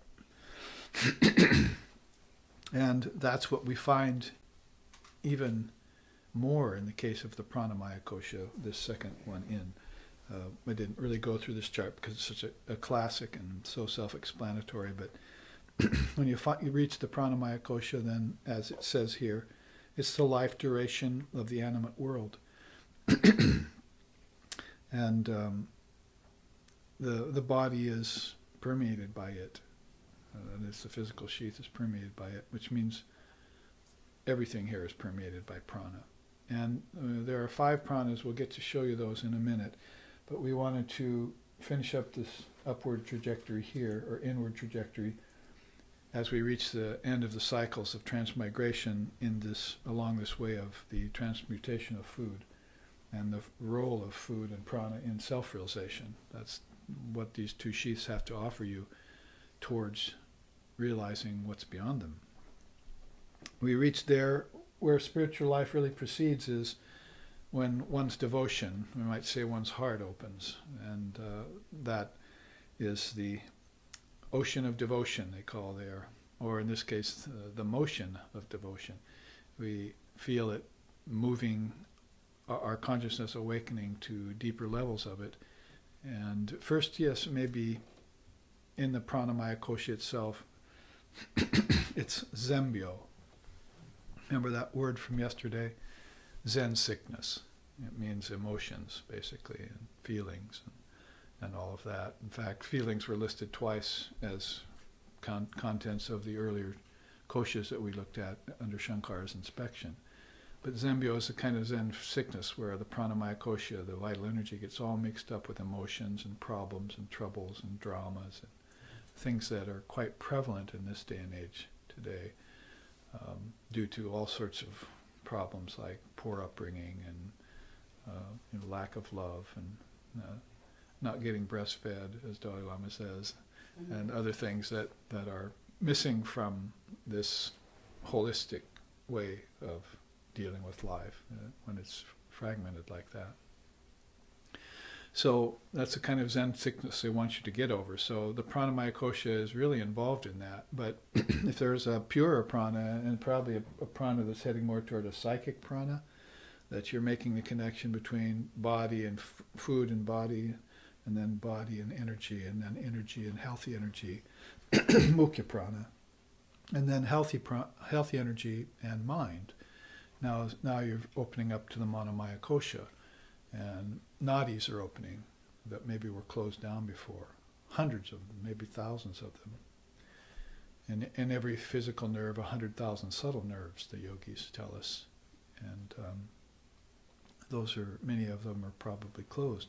In fact, awareness is closed off to most people. They're only aware of just 5 senses and 5 elements and objects, that's all. And maybe some emotion and drama that's going on around them. So the pranamaya kosha is very clouded, and the annamaya kosha is very dense and not letting any light in.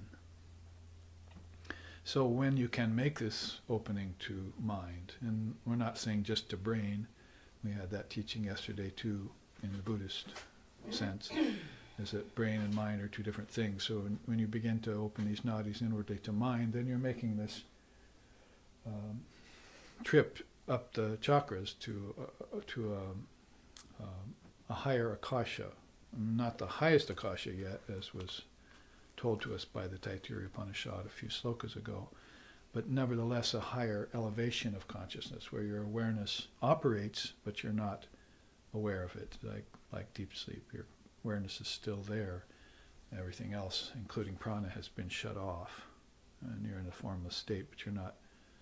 Curtain of nescience is still down. You're feeling blissful, like the bliss of the ego, nandamaya kosha, but you're not aware of where the bliss is coming from, and you're not aware of the causes that are going to produce effects when you wake up again, and the karmas that are there and so forth. If you could see in deep sleep, then you'd see a lot of this, and that's one of the thinning of the curtain of nescience that makes a seer, and a fool, keeps a fool, as my teacher used to say. Fool will go into deep sleep and come out a fool, but a aspirant will go into deep sleep, learn how to open their consciousness and come out a seer, because there's a lot to see in the deep sleep. Didn't we just say emptiness, right? A student asked Shankara, you tell me to get away with the 5 sheaths, do away with them, and all I see is emptiness. That's that emptiness of your own self that you're not used to assigning to yourself. You're assigning to yourself the body, and maybe a little of the prana, movement or whatever, and breath, and maybe breath is kind of a way you're going to awaken yourself to higher things, because Hatha Yoga uses it, and Hinduism uses it, and Buddhism uses it, and there are breathing exercises that you do, and a lot of the pathways that are used as a way of awakening yourself up to prana. So body connected to mind has that prana in between, and if it's shut down, then spiritual life can't proceed. Kind of what I'm saying here. So maturation of devotion begins with, and then the cessation of new karmas, not the cessation of old karmas yet. Father of Yoga is very good at bringing that out, as is the Vedanta. Old karmas are very subtle karmas, and they're not going to go away till quite the end of the process of transmigration. But in the meantime, the cessation of new karmas is very welcome. And you're not creating any new karmas because you're spiritually awake now, and you're using this energy for a higher purpose instead of a lower purpose. Using it for a lower purpose is what created the karmas. But now it's fresher and newer and flowing inward. And of course it will rather coalesce at that level of concentration. Pratyaharam, right? Pranayamam pratyaharam, we were singing. So pratyahara, breathing exercises, and then pranayam, breathing exercises, and pratyaharam, ability to detach from objects, both outer and inner. Two phases of pratyahara, 5th limb of yoga.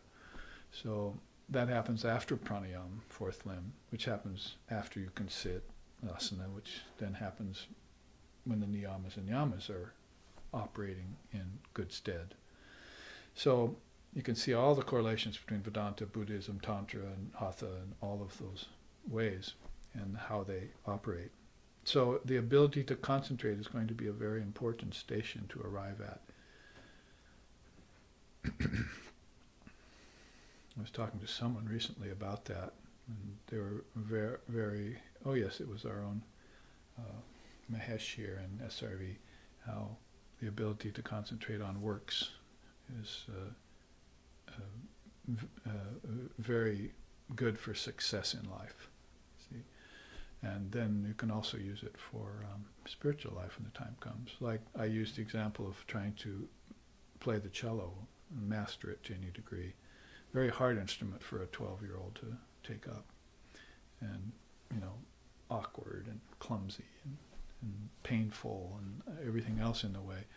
You learn how to concentrate on it and make some sounds out of it that are other than just squawks and squeaks, scratches. As my father used to tell me, you're just scratching that thing. So you learn how to make some music on it. You've learned sort of a degree of concentration, and then you can apply that later on to meditation. The same way you focused in on an outer thing, you can focus on an inner thing. Pratyama, pratika first, see the outer, and then the ishtam inner.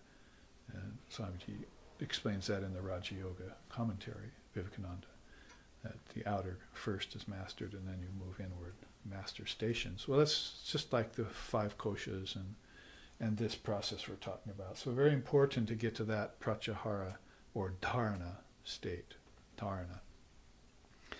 Now the ability to meditate comes next, that's dhyan. And that's spiritual life isn't just proceeding then, it's well underway. Meditation is one of the final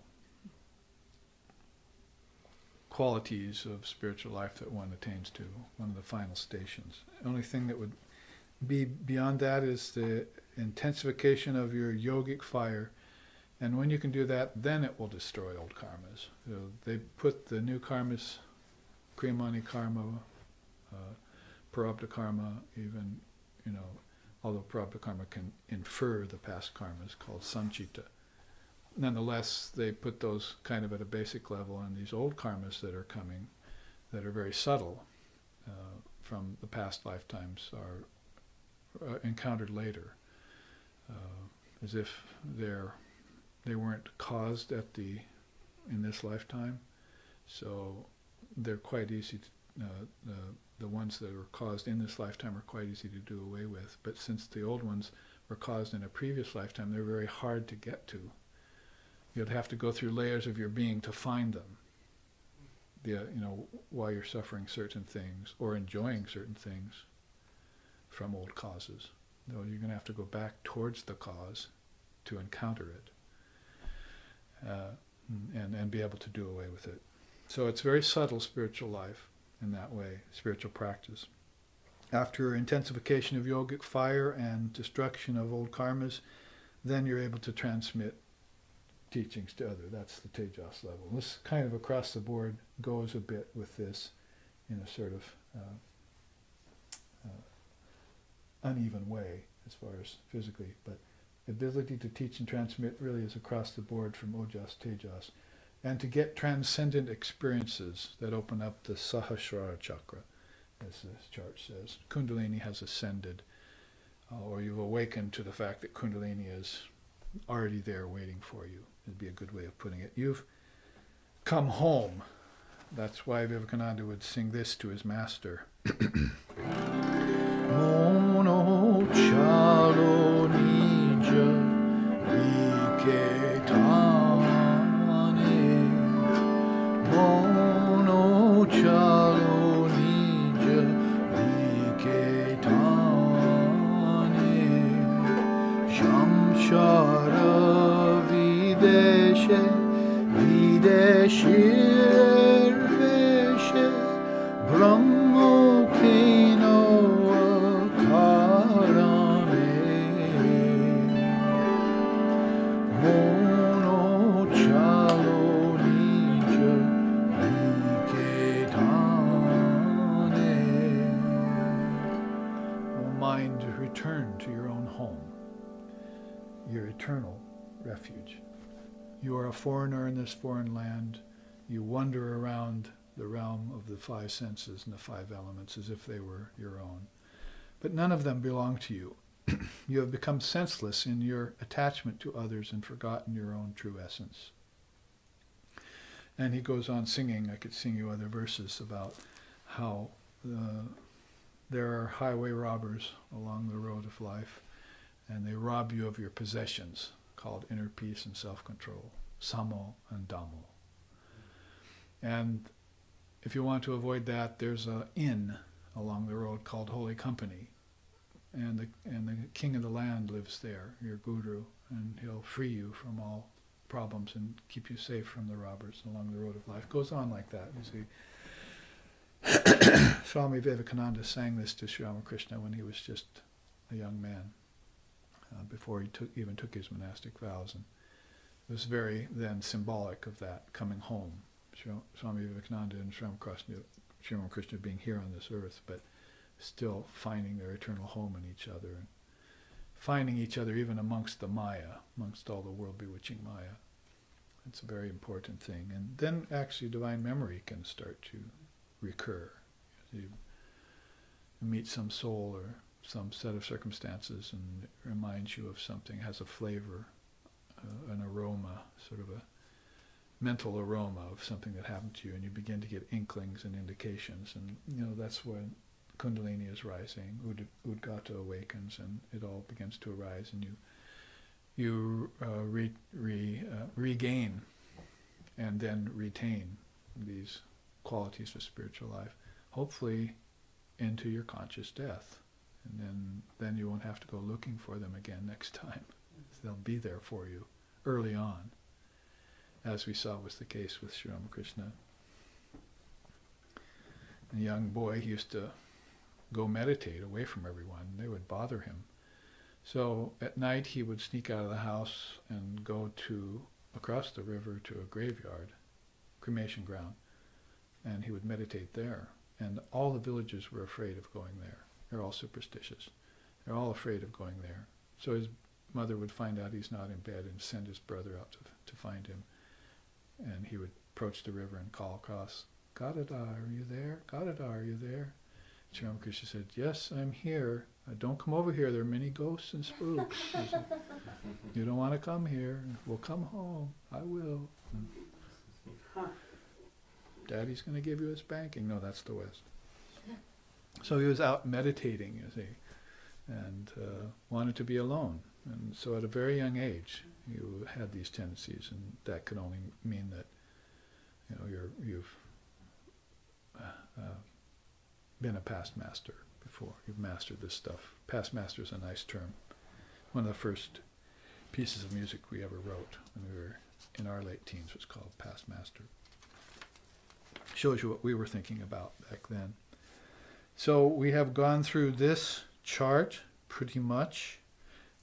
Maybe could put a capper on it by saying, as Holy Mother tells us so often, from pure food one gets pure blood.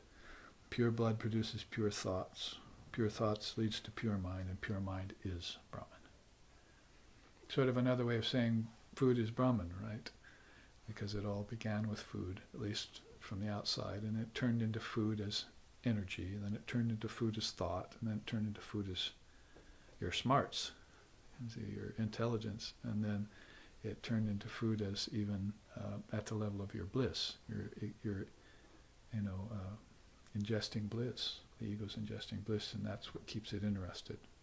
Shankar already said that. It lives on its bliss, and if it's taken away, it's unhappy. That's the bad part of the ego. You can't take bliss away from your Atman, so it can't get unhappy. See, but you can take bliss away from your ego, and what was once very, very happy, thank you very much. Now it's like, bereft. It feels bereft. So the withdrawal, the drawback of the ego. All right, let's go to the Manamaya Kosha, because we possibly could make it. And if not, we have 2 classes next week, both live streaming.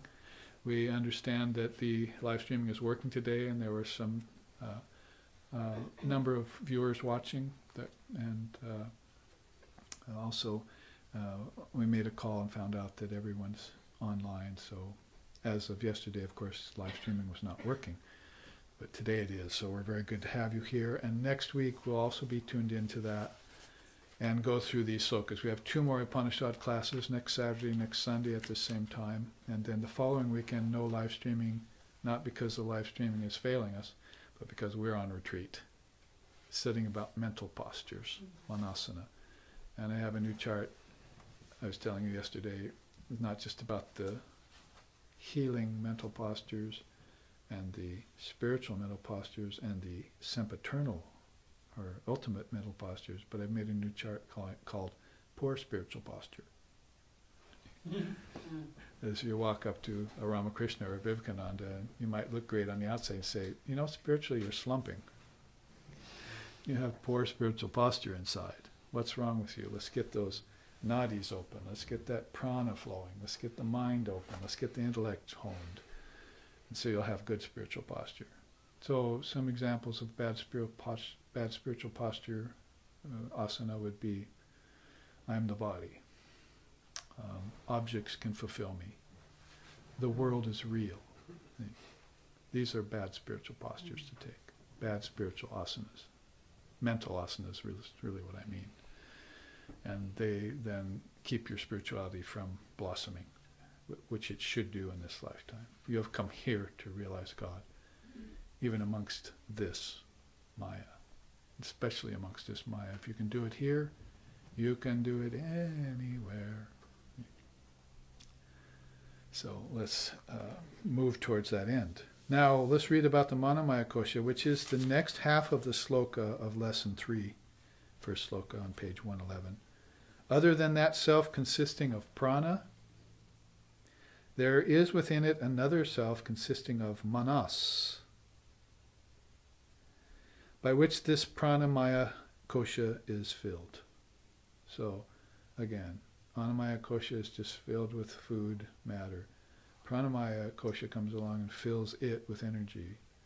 And then Manomaya kosha comes along and fills both prana and body with thought, with mentation, with the ability to think and so forth. This one also is in the form of a person, according to one's being in the shape of a person. Again, just like you put a log into a fire, and fire takes the shape of the log. You put these koshas into the Atman, it takes the shape of the Atman, takes the shape of the human being in this case, who is just God walking around on two legs, as we were saying in the first half. Yajus is his head. Back to this again. We'll just keep referring to it. Yajus is his head, Rik is the right wing, Sama the left wing, the injunctive part of the Vedas, the Brahmanas, that means, is his trunk, and the hymns of the Atharva Veda are his support and foundation. With regard to this, there is also the following stanzas. So basically, those wings and tail feathers and body are the four Vedas in this case, when you're talking about the mind. If you're of the level of a Brahman priest and you're teaching the Vedas, then you're very much involved with the mind of the culture, hopefully the mind of your own mind, and the mind of your ancestors. That's one of the potential drawbacks of being a priest. You're so involved up with the ancestors and the connection between the humans and the ancestors. You're actually a kind of intermediary between them. Mm-hmm. That can be a very stark restriction for the Brahmin priest. They should be teaching the Vedas at the highest level, and they get pulled into rituals to try and satisfy the ancestors. See, so that's been a kind of a downfall of the priest class. And that's why you need to be aware of a being that's a sannyasin, who's above the four caste system, and has opened up to the Vijnanamaya Kosha. You see, a Vijnana means a special kind of intelligence that goes beyond transmigration process. This is where your ancestors and humans and rituals are going on. But when you get here, you become less involved in them. Pravartika puts on beads, marks on his forehead, wears certain special clothes, and follows all traditional conventions. He's a beginner. The sadhaka, Sri Ramakrishna says, doesn't care for outer convention anymore. He wants to know God inside. So there's the first two stages of spiritual life, almost exemplified by these two. Satisfy the conventions and the rituals first, and do whatever you need to do, but get this spiritual awakening and begin to become a practitioner. Hold a meditation posture all your life and never give it up, and reach the goal of human existence swiftly in one lifetime. Did we finish that? Yes. Is there more on the Manomaya Kosha? Yes, lesson 4 we have penetrated. So before we look more at the Manomaya Kosha, let's read that. That from which all speech recoils, along with the mind, being unable to reach it, he who knows the bliss of that Brahman sheds fear completely for all time. So it is, they say. So they give us that little break here to, in the Upanishad itself, to meditate on Brahman that infills all the koshas. If you get into studying something, you might forget the one who's studying, you see, or the essence of why you're studying. You get into the object, right, and not instead of the eternal subject. So you begin to get drawn out into analysis and so forth, which is all well and good, but you need to remember the one who's doing the studying and the one that's beyond the process of studying. That's very important. You can get into studying and get swept into the studies themselves. It's called a professor. But you need to distance yourself, because you're calling that knowledge mine. Whatever I learn is mine. And then you're not singing the song Shakale Tomari Icha Mai Taratumi. So you're saying all this is mine, the knowledge is mine, the act of getting the knowledge is mine, and you're operating from a dwarfed ego perspective, instead of saying all this is mother's, all this is food, food is Brahman, all the 5 koshas, you see, are transcendable. So that's why what I mean here, they give us a little lapse here to meditate on Brahman again. See, the one who knows the bliss of Brahman sheds fear completely for all time. And so it is, they say. So we have finished this chart in relation to that. Before we go on, I wanted to show you so you have a little bit more information on it. And before we get fully into the Manomaya Kosha and its teachings, let's look at this teaching on the 5 pranas, just so you remember what they are. Right across the bottom, prana is inhalation. Also could be called anything you ingest, anything that has this upward movement. The beginning of your sneeze, for instance, that's prana. But the outward part of your sneeze, is the downward going, the apana, exhalation. So the same words with your breath, inhalation, held breath, kumbhaka, exhalation, pretty much covered by prana and apana. And so those are the first 2 of the 5 pranas. What Vivekananda calls one prana in 5 forms. So this is why I took this image of Ekaprana, the one prana, and put these 5 handmaidens, as it were, there. I had to erase one of them in Photoshop. There were 6. I had to make it work. So got the 5 pranas there, all attending on the one prana, or coming out of the one prana. Now,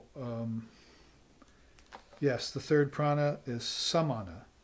That's the digestion and distribution of everything in your body.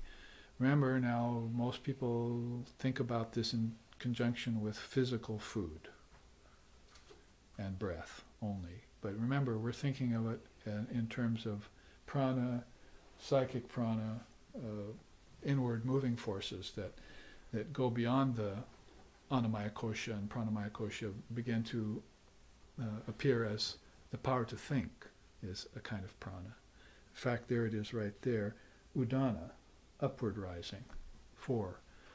You'd think that maybe that's just, being able to burp, or like I said, being able to breathe in or something, but it's actually more applicable to the way the thoughts rise. Your thoughts can be very like rainwater, as Ramakrishna said, seeking the lowest place. But your thoughts could also turn into hot air balloons, and you can't keep those down. They're full of helium, as it were.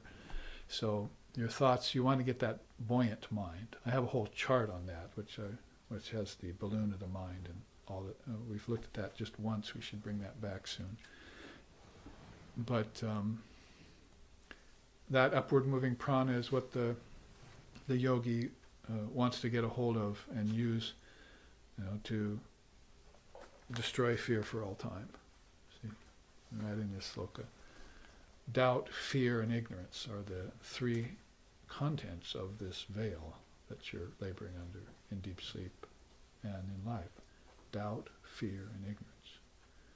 And when you brood on those 3, it thickens the curtain, and you see less and less. To stop brooding on it, it tends to thin them out, like taking water away from weeds and giving it only to flowers. The weeds will then maybe start to expire, although there's some very tenacious weeds out there. as a gardener, I can tell you. They want to cling to life, you see. The fifth abhinivesha, the fifth klesha of yoga. But whatever the case, you're weakening them, their fiber, and eventually, if you can't drive them out, starve them out, then you'll pull them out by the roots. Whatever the case may be, you need this upward moving prana called udana. The yogi likes to get a hold of that, takes his mind right to the Dharma, keeps the mind on the Dharma. If you have that prana under control, so otherwise, it's only on the physical level. It's good to have it under control, but not necessarily using it to its fullest measure. Now, the fifth prana is all-pervasive. That's also a very good prana to meditate on because it falls more in lieu with Advaita Vedanta, in the all-pervasiveness of everything. So if you can find the all-pervasive prana, then you can see how life force is in everything, everywhere. And it sort of imitates or mimics Atman in that way. Remember, I told you that prana is a very high god. If it goes, everything else falls. Comes back, everything else lives. So oftentimes it's correlated with Brahman. If you have prana at a very high level, it's correlated with Brahman. Even the five gods and goddesses operate under its regime, which I can show you in a minute. If I brought it, I think I can show it to you. Well, maybe next week I'll bring it out.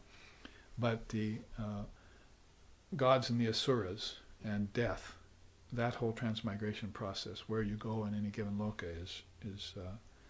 is very important to know the upward moving prana and the all-pervasive prana for those reasons, transmigration of the mind to higher realms. So there's the Sanskrit equivalent, prana, samana, apana, vyana, and eka prana, and then udana, which is this upper moving prana. From there you can get to higher ethers, you can animate yourself at higher ethers. There's the four Vedas, which they just recited, right? Yajus is his head, Rik is his right wing, Sama is his left wing, and Atharva would be the support. Those are the four Vedas. Rik Veda, Sama Veda, Yajurveda, and Atharva Veda are the four great scriptures of India. And at the end of each of those, the support are the Brahmanas and the Aranyakas, and finally the Upanishads at the very end. That's Vedanta, the very end. Anta means end. Veda means Vedas. So what's at the end of the Vedas? The Upanishads are at the end of the Vedas. That is Vedanta. Upanishad equals Vedanta. And it's in the Upanishads that you'll find those highest teachings given to those who can comprehend them and put them into practice and realize Brahman, as they're saying here, the bliss of Brahman that sheds fear for all time. So you can see how the whole thing is so interconnected, so dependent on itself. That's why they're telling you, Anamaya Kosha, then Pranamaya Kosha fills that, then Manamaya Kosha fills those two, then Vijnanamaya Kosha fills those three, and then Anandamaya Kosha fills those four.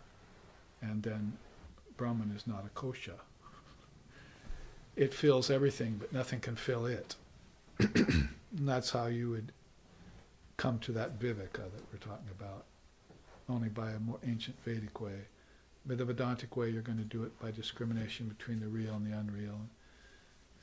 Buddhist Brahman way, you're going to be considering the five sheaths one by one, meditating on them, and stripping off the coverings slowly until you know what's pervading them.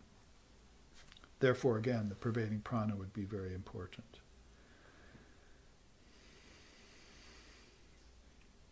I've already told you the story of this. If you want to read it later, you can. Let's look at Swamiji's, what he says about this. All the forces that are in the universe resolve back into prana. In the next cycle, out of this prana evolves everything that we call energy, everything that we call force. It is the prana that is manifesting as motion. It is the prana that is manifesting as gravitation. It is as magnetism. It is the prana that is manifesting as the actions of the body, as the nerve currents, as the thought force. From thought down to the lowest force, everything is but the manifestation of prana. So you see how psychic prana, kind of transcends just the pranamaya kosha and gets into the manomaya kosha, which is where we're headed in these two slokas. Kind of make sure that we know the connections and make sure that we know that there's this underlying reality behind the 5 sheets as well. 2 things you need to hold on to: the connections and the essence, and not get pulled into just the process of learning and so forth. You need to hold on to certain things as you learn, or else they can get obscured, and then knowledge gets, as Krishna puts it in the Gita, he says, you must know that there's an end to knowledge in truth. So you might as well put that into operation now instead of later. Oh, I'll get knowledge first, then I'll think about truth. No, let's hold on to the truth of the thing as we get the knowledge. You see, what a novel idea. So, again, better methods than maybe we're following at times.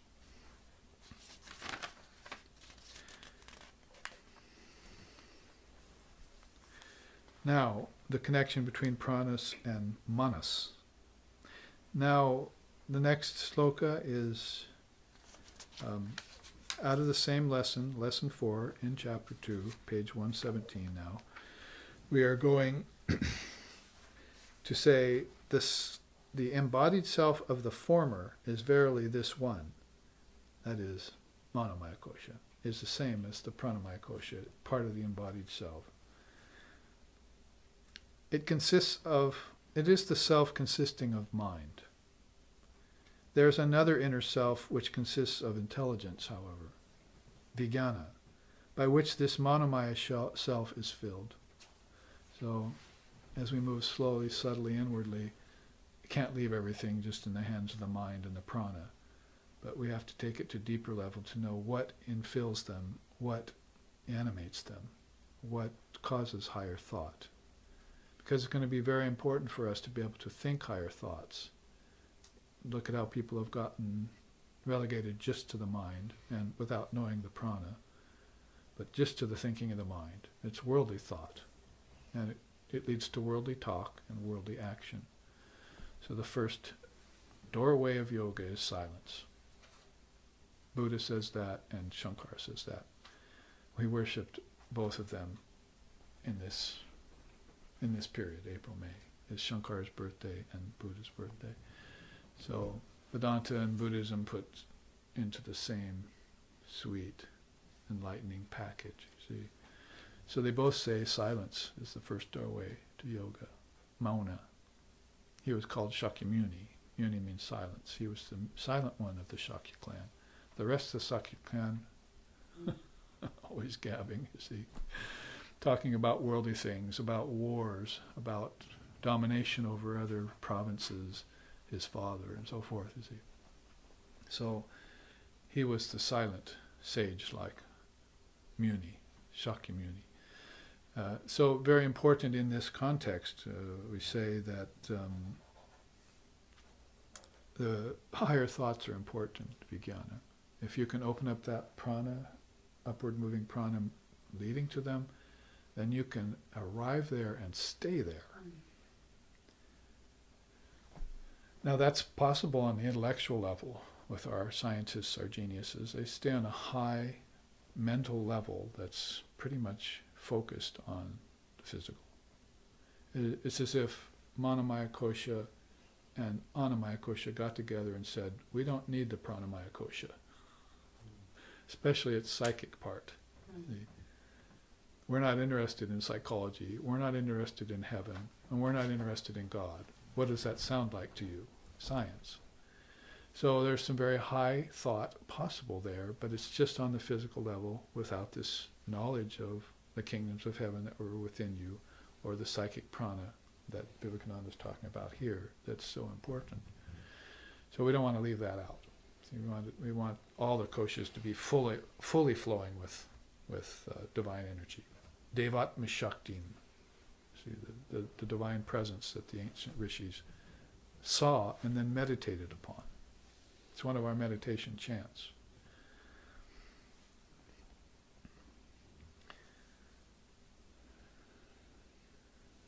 All right, so in this context, and sorry that I have to keep doing this, I just want to keep reminding you of it, about the Vijnanamaya Kosha, Shraddha, faith, is its head. Right doing is its right wing. Truth is its left wing. Yoga is its trunk. And Mahat is his support and foundation, the great cosmic mind. You can see as we look at this, and if I had it on a screen and I could switch these nicely with a little remote control, you could see how I could change it inside of this analogy here. But as we go deeper and deeper into the koshas, you can see how all of these come forth. The four Vedas came forth before as right wing, head, left wing support. Now what's coming forward are these very important and powerful Vijnanamaya Kosha facets: yoga, truth, right doing, right thinking, and faith itself, Shraddha, has become taken over as that. We're here. Now, Mahat is his support. Regarding this, there is the following stanza. Each one of these slokas leads into the next, just like one kosha leads into the next. And there we arrive to lesson 5. You have good time for this. The agent possessing intelligence performs sacrifice and also accomplishes the various deeds. You see, a sacrifice becomes very important in this process of Vedas and so forth. Pretty soon you get to sacrifices, both on the mental level and on the food level.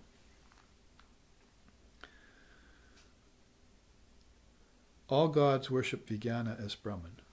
So at the level of the gods, this special wisdom is what they're courting. They may be teaching it to their votaries, but they're learning it from Prajapati, the human being who is the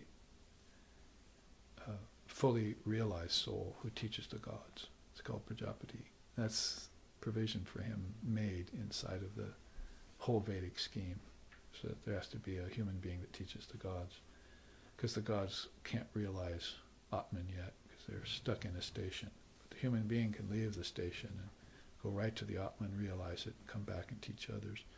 So is more facile amongst the inner worlds. That's a seer, or in this case, the highest of those would be the past master or avatar. So if one contemplates Vijnana like the gods do, as Brahman, and never grows heedless about Brahman, one lays aside all sins of the body and attains all desires. This one, means the Vijnanamaya Kosha, verily is the embodied self of the former one, the Manomaya Kosha. Within this Vijnanamaya self, and apart from it, is the self consisting of bliss. That's our final and most inward sheath. That's Anandamaya Kosha. This one also truly is of the form of a person, according to that one being in the shape of a person. Now, I should have just left it. Love is his head, joy is his right wing, delight is his left wing, bliss is his trunk. See how beautiful these are appearing. And it's as if each one of these is getting more refined as each kosha gets refined. And it's showing up this self as the person of the Vijnanamaya Kosha, how he appears when he becomes identified with the Anandamaya Kosha, the next solar sheath. How Brahman, in it all, is getting more and more refined and appearing as these finer and finer qualities. I'll read it again. Love is his head of this great swan. Joy is the right wing. delight is the left wing, bliss is the trunk, and Brahman is the support. This is the first time Brahman has come forth as the support of everything. So the ego and Brahman have a very deep connection. And one has limited self, personalized bliss, and the other has unalloyed, uninterrupted bliss. The ego still has to learn this. About bliss, I have a note here for myself. Read them, the last sloka of lesson 8. I had that months ago, I wrote that down. Because this is really marvelous. Lesson 7, lesson 8. It's very hard to steer your way through this Taittiriya Upanishad. Now this is the assessment of bliss. This is the Rishi speaking. This is long. This is a whole page long sloka. So tune into it and try and dance with me here. Keep up. Let it be supposed that there is a youth, a noble youth in the prime of his age, most swift and alert, perfectly whole and resolute, most vigorous and of good learning, and that to him belongs the entire earth laden with all riches. It's like that young girl that came knocking at my door this morning. Pranam to me, everything. She's totally in the flower of her womanhood with all this energy and her mind together. Everything's going to happen right for her. She's set in the right way.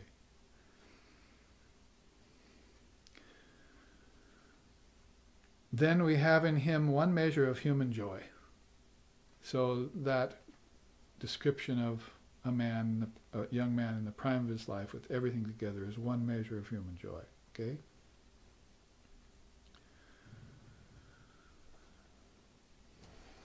He has all riches. He has the entire earth laden with riches and perfectly whole, resolute, and vigorous. 100 times that unit of human joy make the single unit of joy which the human genii possesses. A sage full of revelation and free from all cravings also possesses the same joy. 100 of such units of joy which the human genii possess makes the joy of the heavenly genii. 100 such units of joy of the heavenly genii that the heavenly genii possesses makes the joy of the mains. Those are the asuras, or the demigods, you could call them, who inhabit the long enduring worlds. 100 such units of joy which the mains inhabiting the long enduring world, they make the joy of those gods who are so by birth in the Ajana heaven. So the gods have 100 more of those units than the asuras do.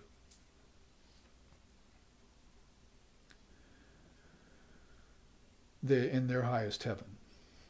100 such units of joy which the Ajana-born gods possess make the joy of those who have become gods by the force of their own deeds. So, these self-attained gods are very, very powerful, have 100 more measures of joy. So now this bliss, this young man in the prime of his life, which has one measure of human joy in its right way, times 100, times 100, times 100, times 100. And you get to these austere tapas gods. It'd be the taparloka beings. See, they live in a very austere realm.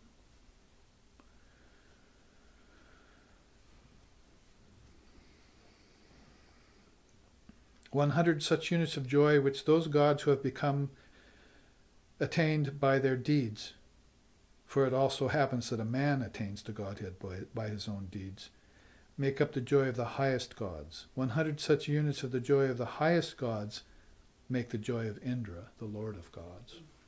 100 such units of Indra's joy make the joy of Brihaspati. That's the teacher of the gods.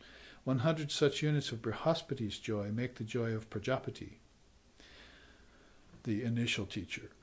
100 such units of Prajapati's joy make the bliss of Brahma. Not Brahman, Lord Brahma. You can get to the Trinity then. You've got an incredible amount of sattvic joy there by the hundreds of units. Yet, A sage who is full of revelation and free from all cravings possesses all these various measures of joy severally and progressively. And this bliss which is in the human being and in the yonder sun are the same. That one who contemplates fully as stated above, after departing from this world, transcends the Annamaya, Pranamaya, Manomaya, Vijnanamaya, and Anandamaya koshas. With regard to that, there is also this memorial stanza, and it goes on. But we have jumped ahead about 7 or 8 slokas to explain to us what they mean by fully realized Anandamaya kosha, and how these measures of joy measure up, as it were, and all to find out that this bliss is right here, like in the sun. It's the bliss that's everything is shining by, and that fully realized soul, they call it, in revelation of it, of this truth, is the enlightened, the fully enlightened soul. See, and importantly, transcends all 5 sheaths. You can see how Anandamaya kosha even would get transcended there. The glowworm would give up its light and worship the moon, as it were. Moon would give up its light, worship the sun. And there that bliss exists in all of it. It's tempting to go right on because the beautiful slokas are coming up, but that's how this Upanishad is peaking for us. As it takes us from the foundational, I'm not going to call it the lowest, from the foundational, that is the gross level, to the subtle level, to the causal level of all the koshas. And if you want to see it in the remaining 10 minutes, if we want to see it in terms of a chart that indicates how it's gradated, we often point to this phases and permutations of the all-pervasive prana. Let's take a quick run through that, especially what's there in the coil, because it pertains very much to what we're studying. Food is at the basis, right? Then the 5 elements, followed up. Body and senses are next. Rebirth with the ancestors is next. Sacrifice and gods, as was just told us here in this last sloka, is next. And there's a lot of bliss there, of course, many, many, many units of it. The mind and psyche is next. Cosmic intellect follows. And Shakti and the Word are at the highest level of that coil, that inner mounting flame, they call it sometimes. Inward ascension, as you're moving inward. Now, let me read you, I've never done it before, but let me read you how this sounds in English. When prana pours down as rain, all creatures are delighted, knowing there will be food. That one burns as fire, as the sun. It is the cloud and wind, earth and all matter. It is what is and what is not, and what is immortal. To thee, O prana, who dwellest in the body with the senses, all creatures carry their offerings. That's why many people worship prana, life force. They cling to life, in fact, and they won't go beyond the birth, life, death process because of their attraction to prana. Prana can be excitement, prana can be drug intoxication, prana can be having babies, prana can be enjoying food. Prana happens at all levels, and all beings are addicted to it. And so if you can transcend the pranamaya kosha and with the manomaya kosha, vijnanamaya kosha, and anandamaya kosha connection, then you get to psychic prana. You start opening up things that are much more revelatory and much more fulfilling than this rebirth cycle, as exciting as it is, as attracting as it is for most people. Through one of the great nadis, that's this inner nerve, prana carries the soul to the virtuous worlds by virtuous deeds, and to sinful worlds by sinful acts, and by both to the world of men. World of men right in the middle. Heavenly acts, sinful acts. Heavens and hells, right? Earth right in the middle. The realm of human beings. So prana carries those offerings that we were just talking about, that started out with the energy of food, body, senses, and actions. Now what's the result of those is being carried. In which direction is the point? Which way is my prana going to take me? O prana, thou art the best carrier for the gods, and the first offering to the ancestors. Thou art Indra and Rudra and the Lord of lights. Now we find here in the Upanishad how 100 times 100 times 100 times 100 units of joy ended up as Indra, right? So here's Indra being mentioned at that level, sacrifice to the gods. Further, in the heart there are 101 nerves, and in each of them are another 100, and these branch into 72,000 more. In all of these move the all-pervasive prana. My mention of the all-pervasive prana, how important that is as one of the 5 pranas to master. Upward moving prana, all-pervasive prana. Quite often these don't really get used that much. What's getting used is the inhalation prana, the exhalation prana, and the digestive prana. That's mostly where people operate in the prana. But if the upward moving prana and the all-pervasive prana mentioned here in the Upanishads, you're opening up 100 times 100, not just 100 units of joy, but 100 nerve endings, 100 times 100 nerve channels, branching into 72,000 more. You can see how much joy can come from that. Like seers, the Vijnanis get joy from the Dharma, right? That's really using the prana to explode thoughts in the mind, open up channels in the mind. Revelation happens to them. It's easy to renounce the world at that point. You see. They're getting real joy out of that, and not just intermediate or medium joy, you see. Moderate joy. The wise one attains to immortality, having known the origin of the prana, its advent, its all-pervasiveness, its 5-fold distribution, and its internal aspects. There's 5 things you can meditate on in terms of this all-pervasive prana. All of these were taken out of different Upanishads about prana. And finally, when the 3 matras of Om are left unconnected, there is mortality. But when they are connected in the prana, they are rightfully employed. What is peaceful, undecaying, immortal, free from fear, the seer attains by the means of Om.